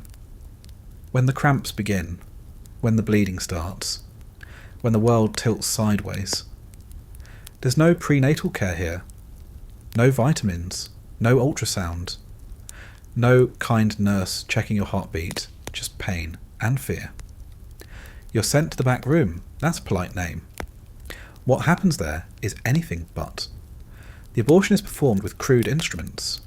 A metal hook, a wooden handle, no anaesthesia, no antiseptic, just a raw, cold procedure in a room filled with the scent of alcohol and despair. You scream, you plead, you beg for it to stop. But it doesn't. The soldiers outside laugh. Some place bets on how long you'll last. Some watch through the doorway, faces pale, hands shaking. When it's over, you lie on the cold floor, blood pooling beneath you, the taste of iron thick in your mouth. You try to stand. You stumble. You wish you were dead, but you're not, because death is for those who don't make it through the week. Pregnancy is repeated. Infection is constant. Disease thrives in the station's damp, crowded corners. Gonorrhea, syphilis, chlamydia, all run rampant. You learn to recognise the signs. Burning urination, itching, discharge, fever. But no one cares. You don't get antibiotics, you get powder, you get scorn, you get whispered rumours. Some girls disappear after infections. Others live with the pain. Some develop sores so bad they're sent away. You watch them go. You hope it's not your turn. You learn that survival isn't about strength. It's about endurance. About hiding the pain until it can't be hidden anymore. About faking health, pregnancy, infection, repeat. A cycle that traps you. You dream of freedom. You dream of life beyond this. But the cycle drags you back. Until one day, you wake. Older, tired, broken, and still here. The rumours start with a change in the sky. Less planes flying over. Different flags on distant vehicles. More explosions in the distance. Not Japanese shells this time, but something else. Something unfamiliar. The soldiers get nervous. The officers stop talking as much. Orders come down more often, but no one explains anything. And you start hearing a word whispered among the guards. Allies. The Allies are coming. They're winning. The war is turning. The Empire is shrinking. And that, strangely, is not good news. Not for you. Not right now. Because when empires collapse, they don't let go gently. They claw at the dirt. They drag others down with them. And in the comfort station, where you live stacked like cordwood in rooms that stink of rotten powder, you are part of that collapse. At first, everything speeds up. More soldiers, more shifts, less rest. The soldiers are nervous, angry, panicked. They take it out on you. Fewer inspections. No more health checks. They don't care if you're sick. They just want to use the station while they still can, while they still have power. Then the alcohol comes. Not for you, for them. The officers drink more now. Slurred commands. Bloodshot eyes. Some laugh at nothing. Others stare at the wall and mumble to themselves. Everyone is tense. And when the soldiers get scared, they don't run, they get violent. One night, a new man stumbles into your room, drunk. His boots are muddy, his shirt is torn. He doesn't speak. He just pulls you down and starts hitting you when you don't move fast enough. You don't even fight, because you've learned the more afraid they are, the more cruel they become. And right now, they're terrified. Another girl tells you that in the next town over, the Japanese burned the comfort station to the ground, with the girls still inside. She says it like it's fact. You don't ask if it's true. You just look at the wooden walls around you and wonder if they'd burn fast or slow. That's when the back room becomes busy. It used to be the punishment room. Now it's the erasure room. They start clearing evidence. They pull the sick girls first, then the pregnant ones, then anyone who's too injured to keep working. You hear the sounds, soft at first, a cough, a body being dragged, then louder, screaming, begging in languages that don't need translation. You don't see what happens inside, but the smell is enough. Smoke, chemicals, something sharp, metallic, something final. Girls vanish. You ask where they went. The manager says they were relocated. You know he's lying. One night, 2 girls are told to clean the storeroom. They never come back. In the morning the floor is scrubbed, but there's a new stain near the corner. They move faster now. Documents are burned. Ledgers shredded. The schedule taken off the wall. You're no longer listed, but you're still expected to serve. They don't care if you're bleeding, if you can stand, if your mouth is swollen shut. Just work. Just serve. Just disappear when it's time. The soldiers talk about retreat. Some pack up quickly. Trucks full of ammunition, crates, rations, and nothing for you. You ask if you'll be moved. They say nothing. One officer, drunk, tells you this is your last week, that the Americans are coming, that you'll all be dead before they arrive. Then he laughs. You don't sleep that night. You hear boots stomping past your door. Screams. Then silence. A door slams. Then nothing. In the morning, you clean yourself again. You wait. You don't know what you're waiting for. Escape? Rescue? Death? It doesn't matter. Because right now, they're clearing out the back room again, and your name is no longer on the schedule, and you know what that means. It ends quietly. Not with explosions, not with fanfare, not with a hero kicking down the door and shouting that you're free. It ends with silence. You wake up, expecting the usual. Boots on the dirt floor, a knock on the wall, the curtain pulling back without warning. But nothing happens. No footsteps. No shouting. No one comes. At first you think it's a trick, that the guards are testing you, that someone is watching to see what you'll do if you leave your bed. But then you step outside and no one stops you. The station is empty. Beds are unmade.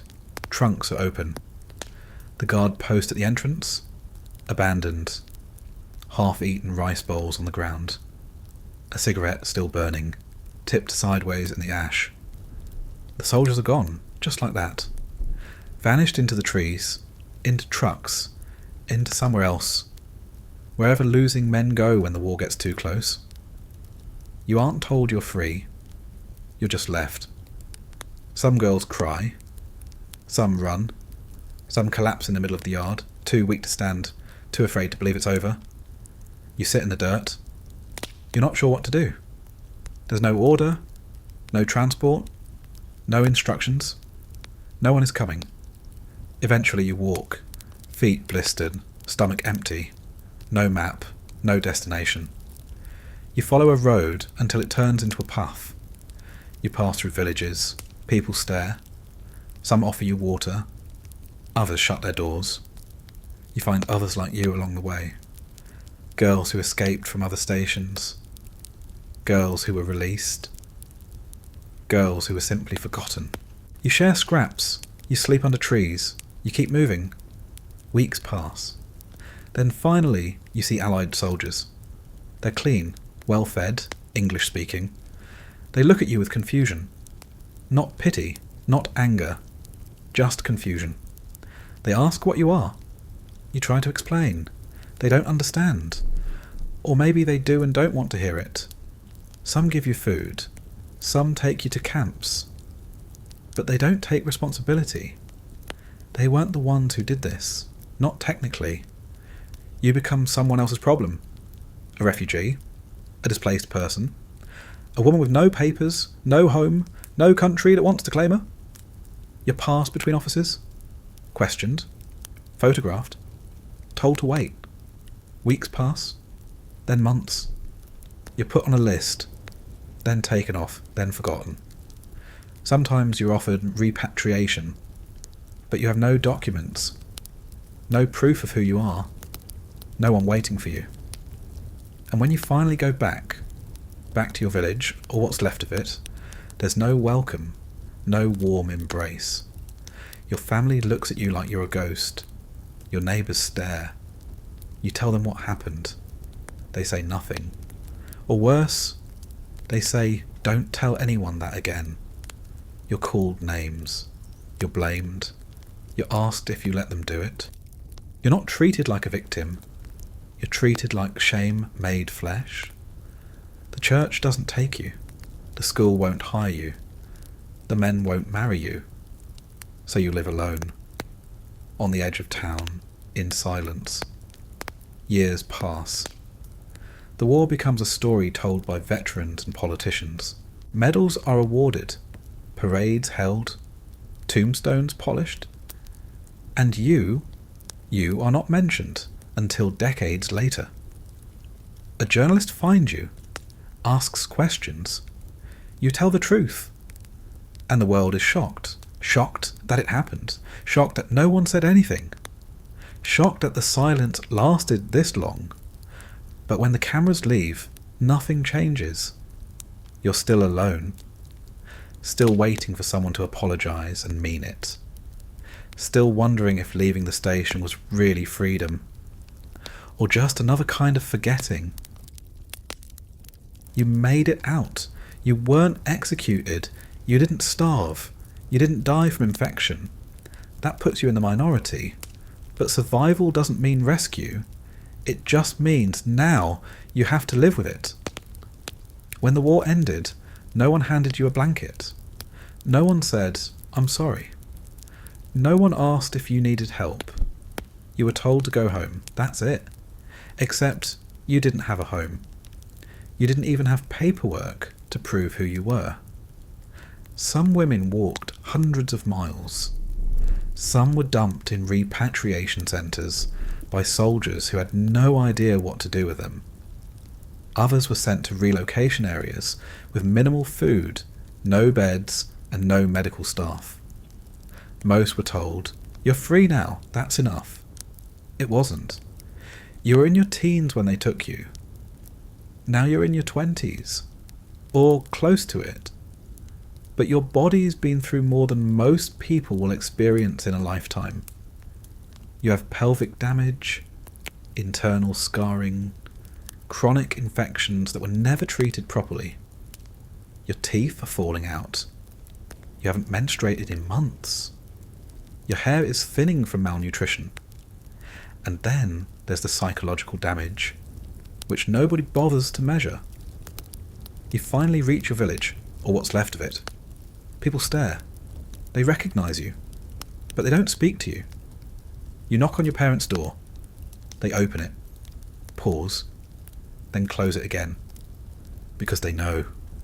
They know where you were, what happened. They may not know the details, but they know enough.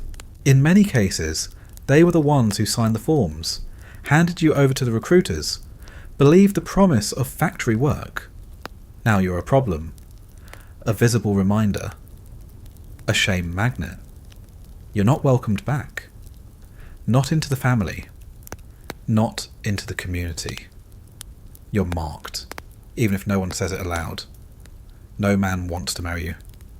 Not unless he's old, desperate, or expects to treat you like property. You're not considered pure. That word gets used a lot. Purity, honour, reputation. As if you had control over any of it. Some women lie. They say they were nurses, cooks, cleaners, anything but what really happened. Even then, they're still treated like they have been ruined. You try to work. But there aren't many jobs for a single woman with no training, no references, and a reputation that follows her like a smell. You try to see a doctor, but they won't treat you unless you pay, and you have nothing.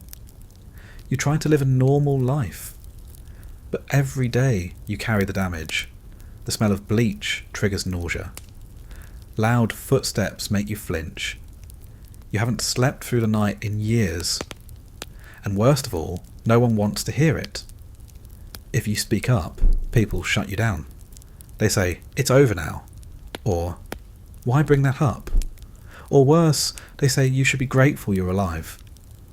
The men who used you, they went home, they got pensions. Some of them became fathers, teachers, businessmen. They never faced charges. They never had to explain anything. In most cases, their wives never knew. The military that ran the stations? They denied everything for decades. They said it was voluntary. They said you were paid. They said there were no records. And they burned the documents that proved otherwise. You write letters. You demand justice. You ask for an apology. Nothing comes. Not for years. In the meantime, you're on your own. You're scraping by. Sewing clothes. Cleaning floors. Aging faster than your friends. Getting passed over for jobs. Watched in the market. Avoided in church. You stop speaking about it. It's easier that way. You're not a comfort woman anymore. Now you're just a woman no one wants to be around. And you're supposed to be grateful. The comfort stations were official, organised, managed, tracked. But you wouldn't know that by looking at post-war paperwork. According to the governments involved, especially the one that built and maintained the system, none of it happened. No records, no names, no receipts. The ledgers were burned, the documents shredded, the survivors were ignored. After the war, when the military leaders were questioned, they denied everything. They said the women volunteered, that they were well treated, that the comfort stations were a necessary wartime measure to prevent rape in the field. That line worked. For decades, it was the official story. Meanwhile, you were still alive, still trying to prove you existed. You wrote letters, you gave testimony, you provided names, dates, camp locations. No response. You weren't listed in any registry. You weren't a veteran. You weren't eligible for benefits. You weren't even considered a victim by international law until the 1990s. By that time, most survivors were already elderly. Some were dead. The government said you had no proof. No photos, no signatures, no medical files. Of course you didn't. They never gave you any. They took your name, your belongings, your documents, then pretended you were never there. Even when survivors came forward, publicly, in tears, on camera, they were dismissed, accused of lying, told they misunderstood, told they were prostitutes, told they were confusing memory with propaganda. The few lawsuits that made it to court, dragged out for years, appeals, technicalities, settlements offered, sometimes pennies, with no admission of guilt. Some survivors accepted the money. They needed it. They were living in poverty. Others refused, saying they didn't want compensation without truth. What they wanted was a simple acknowledgement. Yes, this happened. It was wrong. And we were responsible. They didn't get it. Not really. There were gestures. Apologies written in ambiguous language. Memorial funds raised by private citizens, not governments. Letters expressing regret without using the word guilt. You read every one of them. None of them said, "We did this. We knew what we were doing, and we knew it was wrong." Even worse, the backlash. Nationalists claimed the women were making it up, that they were defaming the country, that they were a disgrace. Statues built to honour the victims were vandalised. Lawsuits were filed to have them removed. History textbooks that mentioned comfort women were protested, rewritten, sanitised. In some countries, students never even learned about it. Even now, if you search online, you'll find debates. As if there's anything to debate, you were there.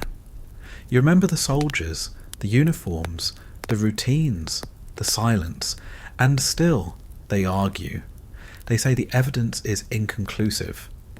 They say the accounts are biased. They say the past should be left in the past.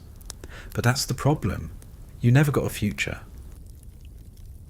In 1991, nearly 50 years after the end of the war, a woman named Kim Hak-sun stood before reporters in Seoul and said publicly what thousands of others had spent their lives too afraid, too ashamed, or too broken to say. She said, "I was a comfort woman." That sentence broke a silence held by an entire generation. She was 67 at the time, frail, nervous, but she was the first. And once she spoke, others followed. Survivors from Korea, China, the Philippines, Indonesia, Taiwan, and even the Netherlands came forward. Some stood in front of cameras. Some testified in courts. Some recorded their stories for NGOs and human rights groups. Most had never spoken about it before. Not to friends, not to husbands, not even to their children. It wasn't that they had forgotten. They remembered everything. They just hadn't been allowed to speak. For decades, they had been told to stay quiet. Told that no one wanted to hear it. Told that they'd bring shame on their families, or dishonour to their communities. Some were called liars. Some were accused of being prostitutes. Others were dismissed outright. But now, in their 60s, 70s, and 80s, many of them decided it was time, not because they expected justice, but because they didn't want to die with the truth still buried. What they described was systematic, military-run sexual slavery. They told of recruiters who promised factory jobs or education only to deliver them to brothels. They described being forced to serve dozens of men a day, of living in locked buildings with armed guards, of being beaten when they resisted, starved when they disobeyed, injected with drugs when they got pregnant, and ignored when they cried. They talked about the abortions, the inspections, the diseases, the shame, and they named names, locations, dates, ranks, details. They remembered the soldiers who visited them. They remembered the ones who hurt them the most. They remembered the ones who told them they'd be back, and were. These testimonies weren't poetic or abstract. They were clinical, factual, horrifying. One woman recalled having her ribs broken after resisting. Another described a group of soldiers lining up outside her room, laughing as they waited. A third woman, from Indonesia, testified that she was forced to service 30 soldiers a day for over a year. Her medical records, when found, showed chronic internal trauma. Survivors gave these testimonies while holding photos of themselves as girls. Photos taken before they were taken. Proof that they had once lived a life before the war turned them into tools. Some women read from prepared notes. Others could barely get through a sentence without crying. A few sat in silence, letting their friends speak for them.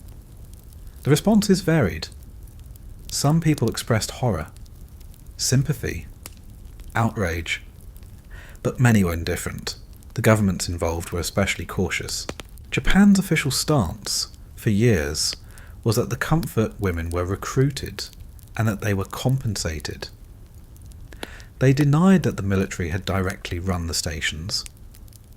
When survivor accounts and recovered documents contradicted that version of events, Japan offered statements of regret, but stopped short of full legal responsibility.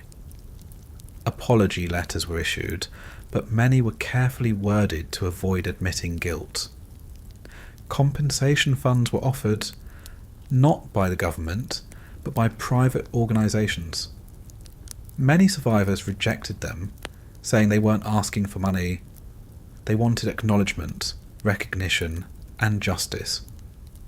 In courtrooms, the cases dragged on for years. Most were dismissed. Judges ruled that the cases were too old, that the treaties signed after World War II had already settled all claims, that sovereign immunity applied. That meant, legally speaking, the countries responsible couldn't be sued, so the women lost, again.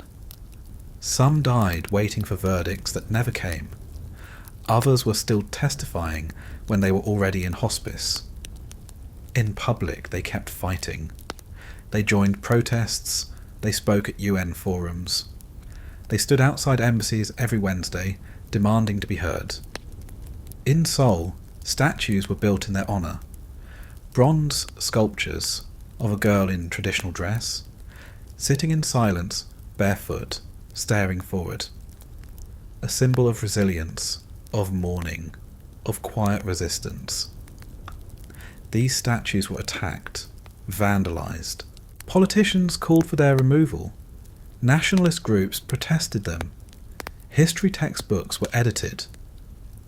In some countries, the term comfort women was removed entirely. In others, it was mentioned only briefly, and euphemistically. The survivors saw this happening. They saw their lives being scrubbed from history, and they kept testifying. Even when they were told to move on, even when they were accused of lying, even when people said it was too painful to keep bringing up. One woman put it plainly, "It's not painful to remember. It's painful to be ignored." Their testimonies were not about revenge. They didn't want to see anyone shot or jailed. They wanted the record corrected. They wanted students to learn the truth. They wanted their families and their countries to understand what had been done to them. And they wanted to be remembered for more than what was taken from them. One survivor, 88 years old, said during a televised testimony, "I don't care if they ever apologise. I just want one girl 50 years from now to know this happened, so she can say it didn't happen to her." In that moment she wasn't crying, but the room was. It starts slowly. First, a history book leaves out the word rape. Then it removes the word military. Then it refers to the comfort women system as a wartime service arrangement. Later editions call it a controversial issue. By the time it reaches your granddaughter's school desk, it's barely a paragraph. A single footnote in a 300-page textbook. It says women were mobilised to assist the military, and that their experience remains a matter of historical interpretation. What interpretation? You were there. But that doesn't matter now, because history, real history, doesn't survive based on what happened. It survives based on what's written down. And what gets written down depends on who's holding the pen. Governments hold the pen. So do textbook publishers, national education ministries, politicians who decide what gets taught and what doesn't, and none of them want to dwell too long on war crimes their own side committed. The comfort women system involved thousands of girls. Some estimates say over 200,000 from dozens of countries, forced into sexual slavery by the Imperial Japanese military. But after the war, no one wanted to take responsibility for it. Japan said it had already apologised.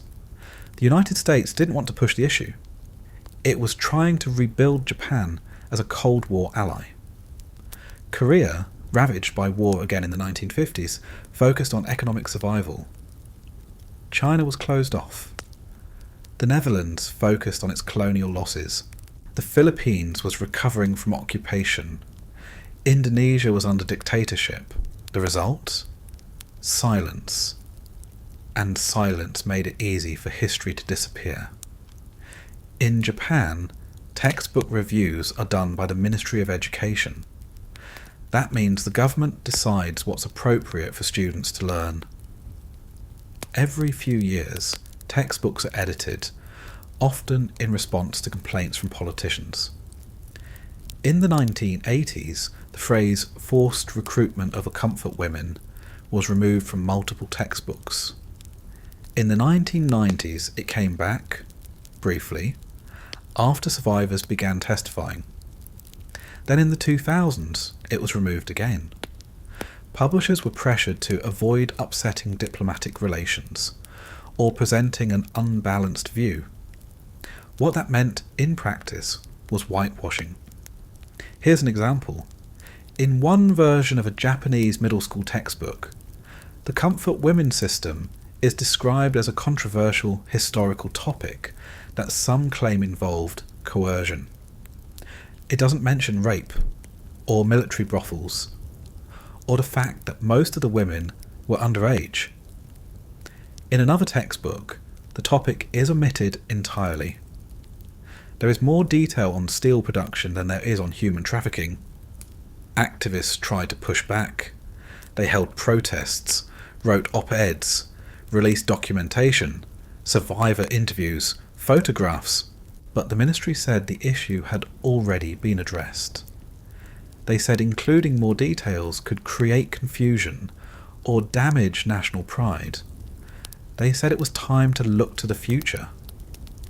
In Korea, students do learn about comfort women, but not in great detail. There's a National Memorial Day. Statues have been erected, but the emphasis is often on victimhood and nationalism, not on the specific graphic realities of what happened. Many young Koreans know the term comfort woman, but not what it actually involved on a daily basis. They don't know about the forced abortions, the torture, the beatings, the way girls were locked inside rooms for years. They think of it as something tragic, but distant, sanitized. In China, the topic is more politically useful. State media covers it often. It's used to criticize Japan's wartime aggression. But even there, the accounts are filtered through propaganda. And in Western countries, comfort women rarely appear in school curricula at all. Most American and British students learn about World War II through the lens of Europe.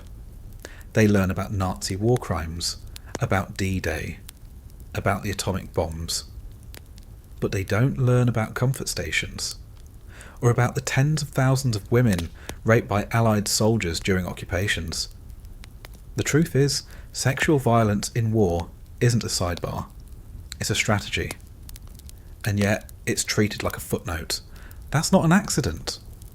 History books are curated, they're shaped by committees. The more uncomfortable a truth is, the more likely it is to be trimmed, reworded, minimised, or erased. Especially when survivors die. Especially when it's inconvenient. Especially when it threatens the narrative of a just war. Even museums aren't immune. In 2015, a proposed exhibit in a major Japanese war museum was set to include testimonies from comfort women. It was cancelled after pressure from right-wing groups. They said the exhibit was one-sided. They said it would offend visitors. They said it would damage Japan's international image. As if the image mattered more than the facts. In the Philippines, memorials have been torn down. A statue in Manila honouring Filipino comfort women was removed in 2018, allegedly for road maintenance. But everyone knew why. The government was negotiating trade deals with Japan. A statue of a teenage girl, weeping, barefoot, was too much of an inconvenience. So they bulldozed it. The same happened in Taiwan, in Indonesia, in Malaysia. In every country where women were taken, used, and discarded, efforts to remember them have been met with resistance. There are exceptions. Dedicated scholars, independent journalists, survivor-led organisations. They've preserved records, they've published books, they've fought back. But they are always outfunded, out-publicised, and out-muscled by official narratives. The longer it goes on, the harder it becomes. New generations are growing up with no idea this ever happened. Some students think comfort women were volunteers. Others think the topic is a myth. Some have never even heard the term. That's what erasure looks like. It's not dramatic. It's not loud. It's quiet, incremental. A single line removed here. A chapter shortened there. Eventually, an entire history disappears. And the survivors, the ones who are still alive, are left shouting into the void. Some keep showing up at protests, even in wheelchairs. Some keep speaking to high school classes, hoping just one kid will remember. Some have lost the ability to speak altogether. Others are buried in unmarked graves, their families too ashamed to hold funerals. The world talks a lot about remembering. Never forget, they say. But forgetting doesn't always mean losing the memory. Sometimes it means choosing not to look. And when it comes to the comfort women, the girls taken, raped, silenced, history hasn't just looked away. It's picked up an eraser and pressed down hard. There's a reason this isn't in your history class. There's a reason it doesn't show up in war movies. It's not because it's too complicated. It's not because it's disputed. It's because it makes people uncomfortable. Because talking about it forces a hard question. How many people knew and didn't stop it? By 1945, the comfort women system had been running for over a decade. It wasn't small. It wasn't secret, it was global. Comfort stations were set up in Korea, China, the Philippines, Burma, Thailand, Vietnam, Malaysia, Indonesia, Papua New Guinea, even in places as far away as the South Pacific Islands. They followed the Japanese military, and they were organised just like any other part of the army. There were regulations, schedules, health inspections, supply lines, supervisors. This wasn't a rogue unit acting on its own. It was policy. It started in the early 1930s after the Japanese military invaded Manchuria. By 1932, the first stations were already operating. By the late 1930s, they were expanding rapidly. The stated reason? To reduce incidents of rape among civilians. That was the cover story. In reality, it was a logistics solution, how to keep morale up, keep STDs down, and prevent soldiers from causing diplomatic problems in occupied areas. The comfort stations were the answer, but they needed women. And that's where recruitment began. Some women were tricked, offered fake jobs at factories, schools, restaurants. Some were sold by their families. Some were kidnapped outright. Some were taken from prisons. Some were rounded up during raids. No one asked for consent. The youngest documented girls were 11 or 12. Most were teenagers, Some were in their early 20s. Many didn't survive to be 25. They were taken to military-run brothels, registered under assumed names or numbers, and placed under guard. They were told they were there to serve the emperor, that it was their duty. And then the men came. Day after day, week after week, for months, years. Some were raped by 10 men a day, others by 40. In some stations, women were given quotas. 25 men per day, minimum. The average session lasted less than 10 minutes. There were no rest days, no breaks, no time off. If you refused, you were beaten. If you resisted, you were tortured. If you became pregnant, you were forced to abort. If you got sick, you were either drugged, experimented on, or discarded. And if you died, they found someone else to replace you. The Japanese military denied involvement after the war, claimed the brothels were privately run. But internal memos, military orders, receipts, and survivor testimonies tell a different story. Soldiers had vouchers, officers scheduled appointments, commanders coordinated transfers, doctors performed forced procedures. The entire system operated with official approval, sometimes under the direct command of high-ranking officers. That's not speculation, that's documented. What happened to the survivors after the war? That part's easy. They were abandoned. The military left them behind as the empire collapsed. In some cases, Allied soldiers found them, malnourished, locked in rooms, injured. In others, they walked home. Some never made it back. The ones who did found that freedom wasn't freedom at all. They were blamed for what had happened, shamed into silence. Many never told anyone. Some committed suicide. Others married, raised families, and carried the secret their entire lives. They waited decades before speaking. Why? Because they were afraid. Afraid of rejection. Afraid of judgment. Afraid of hearing the one response that still comes up today. Why didn't you resist? Why didn't you run away? Why are you only saying this now? As if survival was a choice. As if war gives anyone the luxury of clean options. When survivors finally started talking in the 1990s, it wasn't because the world suddenly cared. It was because they were running out of time. They were aging, dying, and they knew if they didn't speak, no one would. Since then, dozens of comfort women have given public testimony. Hundreds more have spoken in court, in interviews, in books. They don't exaggerate. If anything, they downplay what they went through. And they all say the same thing. They don't want revenge. They want truth, recognition, dignity. That's it. But even that's too much for some people. In Japan, politicians still deny the military's role. Some call the testimonies fabricated. Others say the women were willing participants. School boards remove references. Statues are taken down. And all across the world, people choose to look away. That's the part no one wants to talk about. It's not just what happened. It's that people let it happen. That thousands of soldiers used these women and said nothing. That commanders signed off on policies and shredded the evidence.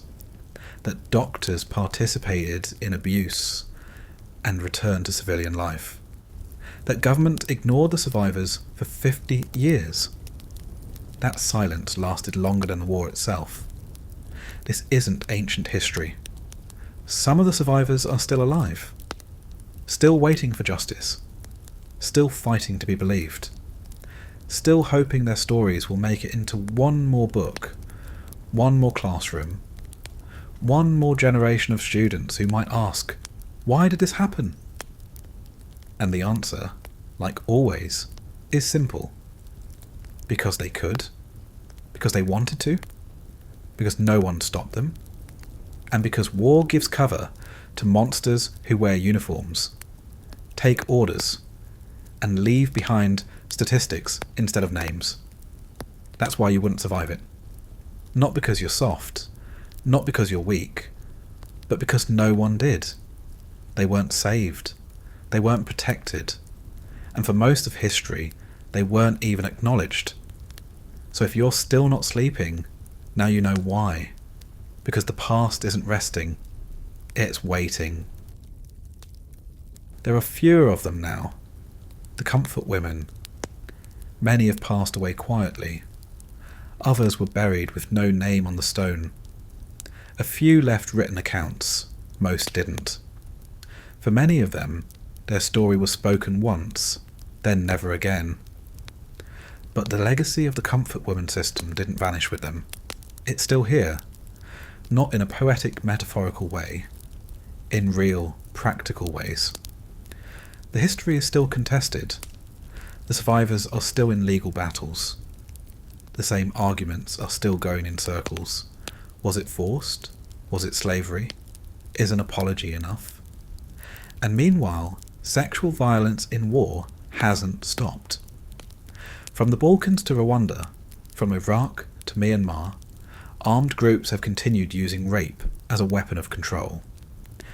Women are taken, trafficked, hidden in buildings, raped in cycles, and abandoned. There is no shortage of examples. But almost every time these things happen, someone says, "We never thought this could happen again." Which is false. It never stopped happening. And it certainly didn't stop after World War II. The Japanese military comfort woman system wasn't just a singular atrocity. It was a template. It showed the world how effective, organised, systematic sexual exploitation could be, and how easily it could be hidden or denied after the fact. That's part of the legacy. So is the erasure. Ask yourself this. Why don't most people know about this? Why is the average person more familiar with Anne Frank than with Kim Hak-sun? Why are there more documentaries about tanks than about girls taken from their homes and forced into daily sexual torture? The answer is uncomfortable, because war stories are easier to tell when they don't include the bodies of broken teenage girls. When they don't force audiences to think about what soldiers actually did behind the front lines. The legacy is silence, not by accident, by design. And when silence doesn't work, distraction does. In Japan, whenever the issue comes up, politicians talk about national pride, about how Japan has already apologized, how young people shouldn't be forced to feel guilty for the actions of past generations. In South Korea, the issue is sometimes used as a political football, brought up during elections, then forgotten afterwards. Monuments are placed in public view, then neglected. School lessons are revised depending on the party in power. Even among allies, the discussion is awkward. In 2015, Japan and South Korea reached a diplomatic agreement, a joint statement and a fund for surviving victims. But many survivors rejected it. They weren't consulted. They didn't want money. They wanted full acknowledgement. They wanted the military to be held accountable. They wanted the government to state, clearly, unequivocally, that what happened to them was a state-sanctioned crime. That didn't happen. So the legacy continues. And it isn't just political, it's physical. Many survivors have never recovered physically. Chronic illness, sterility, pelvic damage, chronic infections, PTSD. Some still receive anonymous threats when they speak publicly. Others have had to move homes because of harassment. Some, even now in old age, are followed online by right-wing extremists who call them liars. This is what's left behind, not closure, not peace, but trauma that outlived the system that caused it. the legacy is legal too. To this day, no one from the Japanese military has ever been criminally prosecuted specifically for the comfort women system. There were war crime tribunals after World War II, Tokyo, Nuremberg, but the sexual slavery system was mostly sidelined.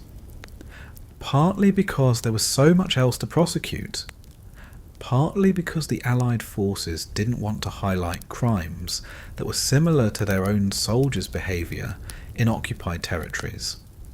That silence became precedent. Now, every time a survivor tries to sue, they hit a wall. Statute of limitations, sovereign immunity, diplomatic immunity, lack of jurisdiction, legal terms that mean you're right, but it doesn't matter. So the survivors age, they die, their lawsuits go nowhere, and the countries move on. That's the legacy. And yet, somehow, a few continue fighting.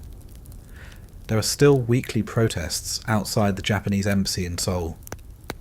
They've been happening every Wednesday for over 30 years.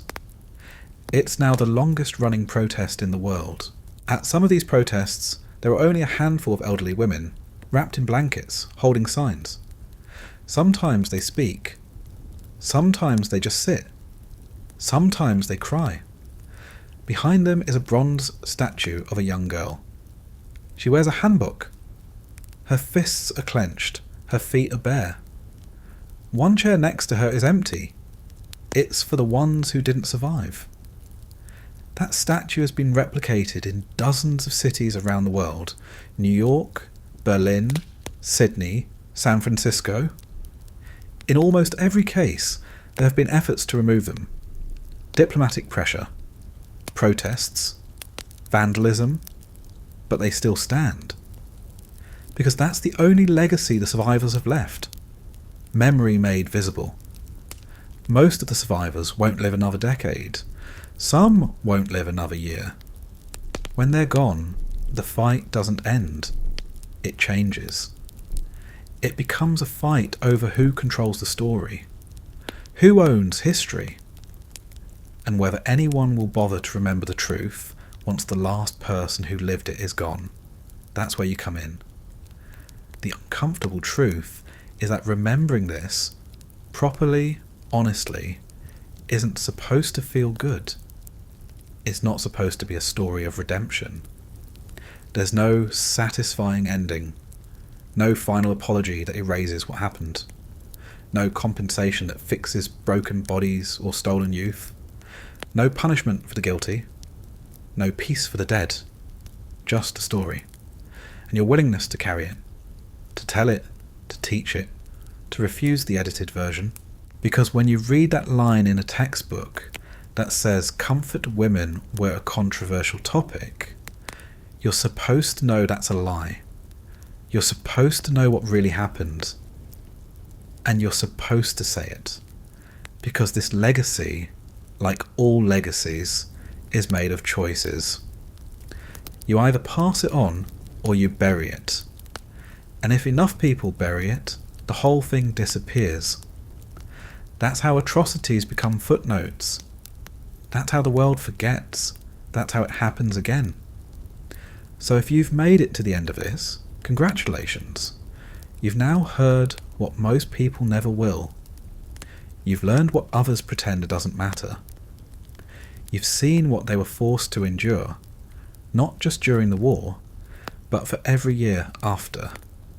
And now that you know, you carry the burden too. You weren't there. But if you're listening, really listening, you'll remember it as if you were. And that's the closest thing to justice they'll ever get.